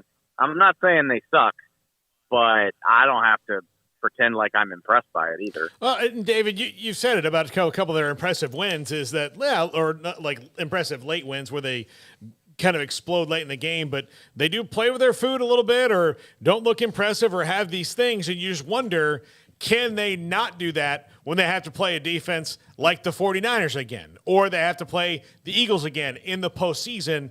Can they avoid those things, which, yeah, the Texans can do it, but you can hang with that. But if you let one of those teams go, who knows what happens?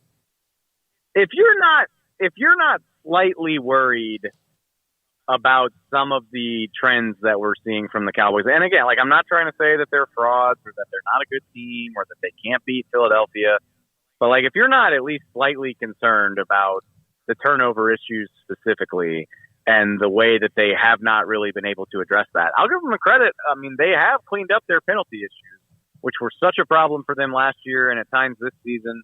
Those numbers have gone down here over the last month or so. But, I mean, if you're turning the ball over multiple times per game, it's going to get you killed by the teams that are contenders to win a Super Bowl. So, yeah, I mean, I don't know if they can clean it up because at this point, you have to say, it's in their DNA. Dak has started 8 games and he's thrown 9 interceptions.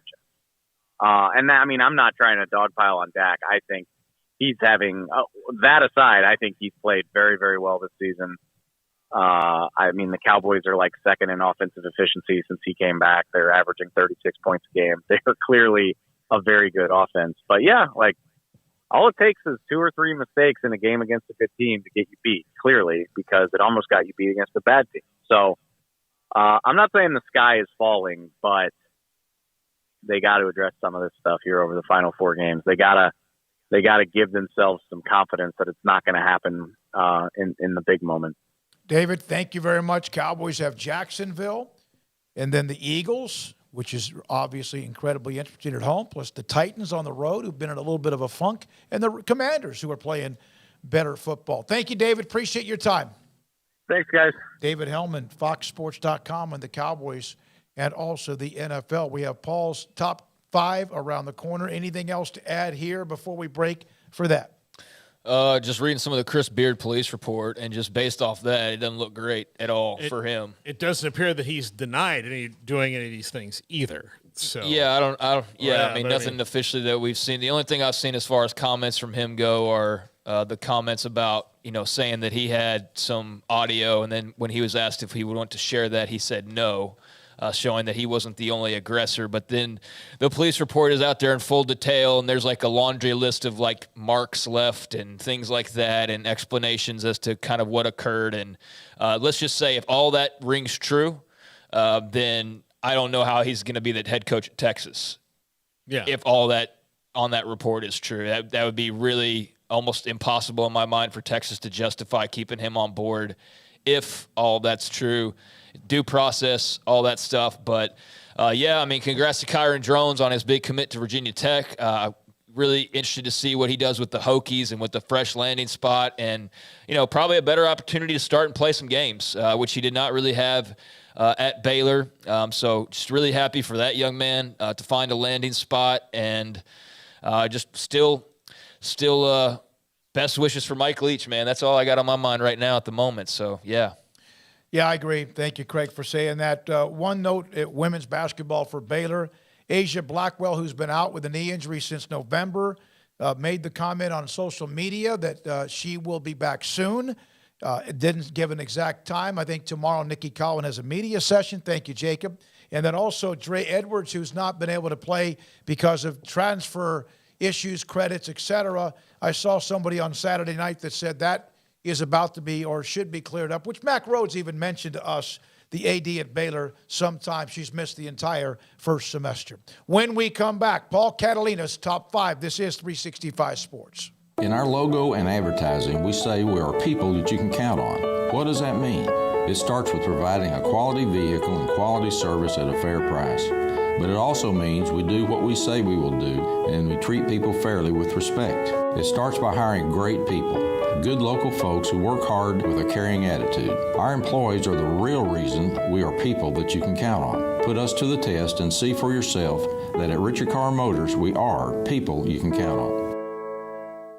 From the first workout to the last practice, sports is an incredible challenge. Hi, this is Dan Ingham at the First National Bank of Central Texas, and we're proud to support each athlete, every parent, and our educators. From families, small businesses, to the biggest industry, we're here to help. With remarkable products like instant issue debit cards free at all of our banking centers, we've got banking ideas that fuel big dreams. The First National Bank of Central Texas, familiar faces making local decisions. Member FDIC, Equal Housing Lender. Hi, this is Paul Catalina. I recently got engaged to the love of my life, but the most important thing that I had to do before I popped the question was get that perfect ring. And I know nothing about rings. So I went to the wedding ring store, Boozer's Jewelers on Valley Mills Drive. I knew I needed a custom design, and that's exactly what they do. 9 out of 10 of their engagement rings are designed in-house. The entire process took less than a month, and they were great every step of the way. Great options on financing, excellent selection, and talented designers. My fiance and I get nonstop compliments on the ring. I only deserve credit for doing the smartest thing I could, walking into Boozer's and letting them work their magic. Your one-of-a-kind fiance deserves a one-of-a-kind ring, and that's what you get at Boozer's. Boozer's Jewelers, the wedding ring store on Valley Mills Drive. Automatic Chef Canteen is a full-service micro-market vending and office coffee provider with state-of-the-art vending equipment, a wide variety of products, and offering custom-fitted micro-market vending office coffee solutions for your employee break room. You want a full break room solution and a workplace oasis? Well, Automatic Chef Canteen, locally owned and operated for over 50 years in Central Texas, also includes in-house mechanics on call 24/7 for fast, reliable service and maintenance. Automatic Chef Canteen, 6900 Imperial Drive in Waco, or online at automaticchefcanteen.com. Howdy, Chet Garner here, professional guide, searching for bears in the wild. But not just any bears, oh no, a particular kind. With hundreds of thousands roaming freely in the wild, yet still hard to spot unless you know the signs. There they are, Baylor bears. If you're a bear enthusiast or even a bear yourself, join me and let's find some bears in the wild. Join the expedition at baylor.edu/alumni. Riverbend Liquor and Wine, Lakeshore Drive and North 19th Street, right behind the bank, is a hidden gem in Waco. If you're a fan of bourbon, especially local Texas bourbons, that's where you gotta go. Balcones, TX, Devil's River, whatever it is, they've got it. Riverbend Liquor and Wine, plus the best selection of craft beers in Waco, seasonally churned out throughout the year. Whether it's spring, summer, fall, or winter, Riverbend Liquor and Wine, best selection of craft beers, a speedy drive-through window, and excellent customer service. Find out more on Instagram or just go by and see them. Lakeshore Drive and North 19th Street behind the bank. This is Paul Catalina's Top 5 at 5:55. Top 5 questions about Oklahoma and Texas potentially leaving early. So these are just 5 things that, we had Brett McMurphy on earlier. It was a great segment. You can listen to it. But 5 questions, I just have because of this. Number 5, does the Big 12 have expansion plans in the barrel because of this and maybe would like to start moving on them a little earlier? We don't know the whole specs of the TV deal. I know there's that thing of, these teams don't add this value and blah, blah, blah. But do they have plans that would be easier for them to move on if this was already a year ahead and they could start going on, even if it's not going to happen necessarily in 2026. If they had just a year to maybe start looking at it, would it make it better? Yeah, I mean, that's a good question. I don't know. Based off just reading the tea leaves and kind of just my own hunch, I feel like expansion is something that Brett Yormark is open to, like he says, but I don't feel like there's anybody specifically, like outside of the Gonzaga thing. Like, I don't think that they're like on Boise State and like as soon as OU and Texas move, they're like, now we can go get the Broncos. You know what I mean? Mm-hmm. I think, I don't know. I feel like outside of like a Gonzaga type move that would be sort of unique, they're sort of waiting and waiting ready to move if they need to. But I don't know that it has to do with OU and Texas, in my opinion. But, you know, never know. Yeah. Number 4, when will we see the exact framework of the TV deal, which we haven't seen yet? I mean, like it's generally been told to us what's going on and what they're going to have, because I think when we see that, that will kind of allow us to know more about how they can work this over the next couple years and what they're going to be getting back. And if they do, you know, I think if you negotiate a year, an exit a year early, everybody's going to lose a little bit of money, but how much is a little bit, and do you make that up on the next one? Did the Big 12 Conference ever release confirmation on the TV deal? Not that I ever saw. Just reports, and again, no one said, no, it's not true either. There was no rebuttal, but that's a good point. Yeah, no one's going to lose money if you're one of the 8 remaining teams. They're not losing money. You're going to gain some money, even though there may be a give and take on what they and or ESPN and or Fox do if Texas and Oklahoma leave a year early. But they're going to get something back even for that. Yeah. They're going to get something back. Yeah, I mean, there's some details to sort through, but no, I feel like we just got caught up in the PR war. That's what that TV announcement was. Like, oh, we beat the Pac-12 to the TV deal. Yeah. And then, like, as soon as they got to run a victory lap, then it kind of faded away. And meanwhile, the Pac-12 is, like, anti-PR. Like, the stuff that they actually do say, like last week with Kleofkoff talking about Deion to Colorado is, like, part of the reason why the TV deal is delayed. And even if that's not what he intended to say, that's how it came across. Like, I feel like their PR has been less than noteworthy if they've even tried, really. Whereas with your marketing company, it's like, this is what, like, they've really made it a point, almost to the point of like, I need to see some details before I really buy into all, you know what I mean? Buy into all the hype. But yeah, I mean, it would be nice to see what the exact terms are, especially if there's an early exit. And I mean, I know the hope was that they wouldn't be making like half of what they were making before, and it looks as though, based on the early reports, they could be making a slightly more, or at least what they were making, which would be a victory. But yeah, we've seen nothing official yet. Yeah, and I was on a podcast yesterday, by the way, and they said something about that, and I said, look, that's George Kleofkoff's talking point, but it doesn't add money to a TV deal that will be in place maybe after he's not the coach of Colorado. What, Colorado specifically? Yeah, no way. It adds value to them in the short term immediately for sure. But as far as a TV deal, you know, the TV deal is not even planning on Dan Lanning being the coach at Oregon at the end of it. They can't do that. Like if USC was still in the conference, they couldn't count on Lincoln Riley being there, because what if he goes to the NFL? You know, like there's all these things that could happen that you can't count on a coach being there. Bob Thompson has responded to people throughout the weekend, which he's good at doing.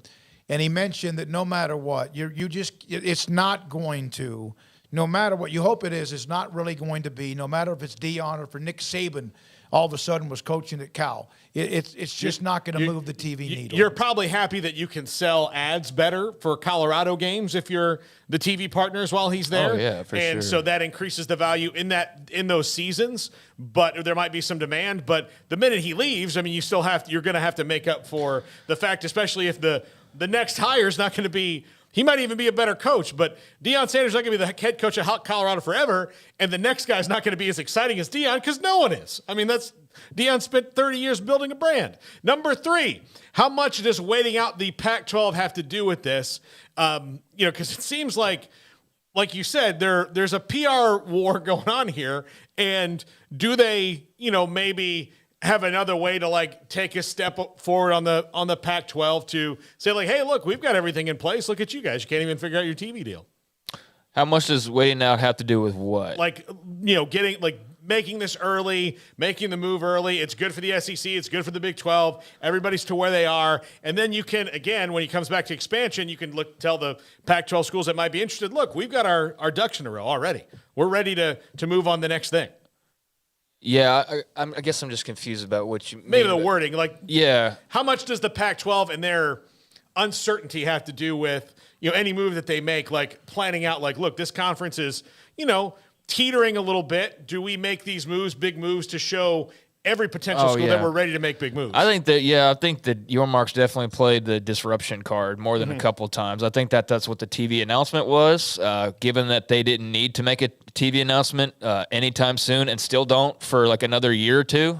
So why were they doing it like months ago?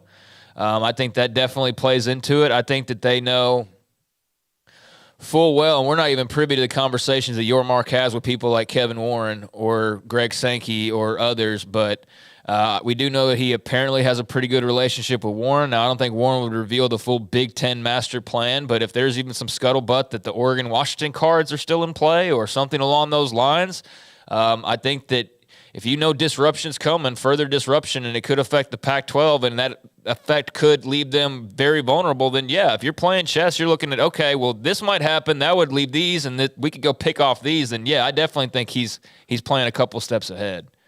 Yeah, absolutely. Number 2,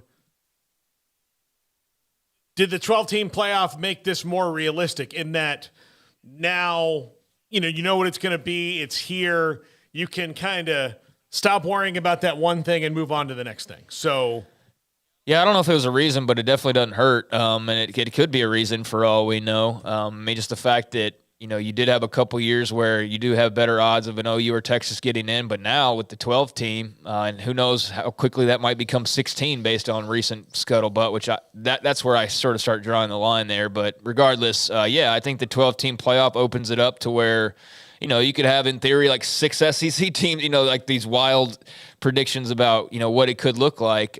Certainly more room for more teams from that conference as opposed to how exclusive it is right now. I don't think it's an enticing enough thing to force all of this, but I definitely think it's some butter on the bread to make you go like, oh, yeah, there's another reason on top of other reasons why it makes sense to go ahead and jump right now, and it won't have as negative an effect if we were to jump into a 4-team landscape where the odds of either one of those teams making it at the moment are, as SEC teams, very small, very small at the moment. Yeah.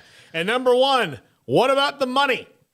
That's what it's like. What about this is really the thing that needs to be, all these other 4 questions don't matter at the end of it when it comes down to, what about the money? Who's going to get what? How's it going to be distributed? How are you going to figure it out?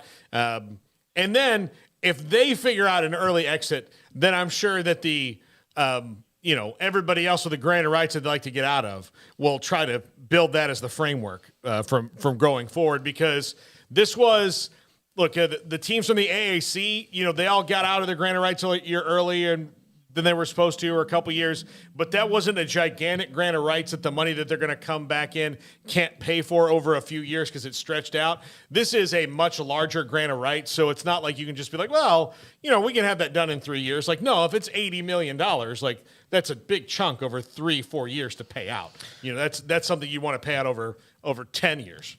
Yeah, I mean, I'm curious to hear that too. I know from, if you're looking at the Big 12 side of things, I think every fan is hoping that Your Mark's keeping them to as pretty close to the same exact amount of money as they should owe. As like that's what people want to see. They want to see them pay the full meal deal. They don't want them to get any like bargain price to exit and go collect their riches in the SEC. So I think a lot of people are wondering about exactly what the Big 12 could stand to gain financially, and it's not going to be enough to like keep the conference floating by itself for 20, but it'll be substantial. I mean, tens of millions of dollars, if not all added up, over $100 million. I mean, that's significant no matter who you are. I don't think anybody wants to see much less than what is owed, and what exactly that figure is right now, I'm not sure, but it would be higher with an earlier exit. And that's part of probably what's, Your Mark's eyeing is like, if you're going to be here disgruntled, but we can get $100+ million from you guys on the way out, then that's a worthy trade-off. So, I think that's a very interesting aspect of this. So it's been a hell of a day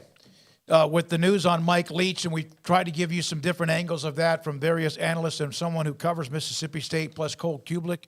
The Chris Beard arrest and more details that have come out, suspended without pay, will not be, of course, coaching tonight. Rodney Terry will against Rice. And tomorrow, more news. It doesn't sound great or promising whatsoever on Mike Leach, and we are praying for he and his family.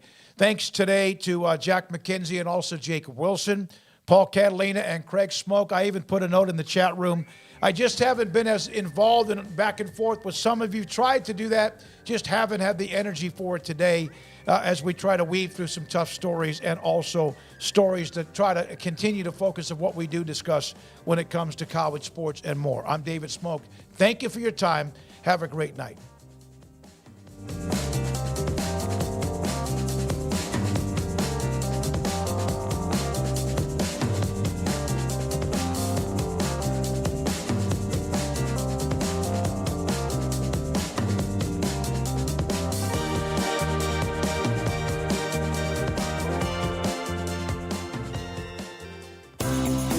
Ideal MRI is a small family business right here in Central Texas. We're open to support you while lowering the cost of healthcare bills. When you need an MRI, ask your doctor for an Ideal MRI. Visit us at idealmri.com or call us at 833-IDEAL-MRI.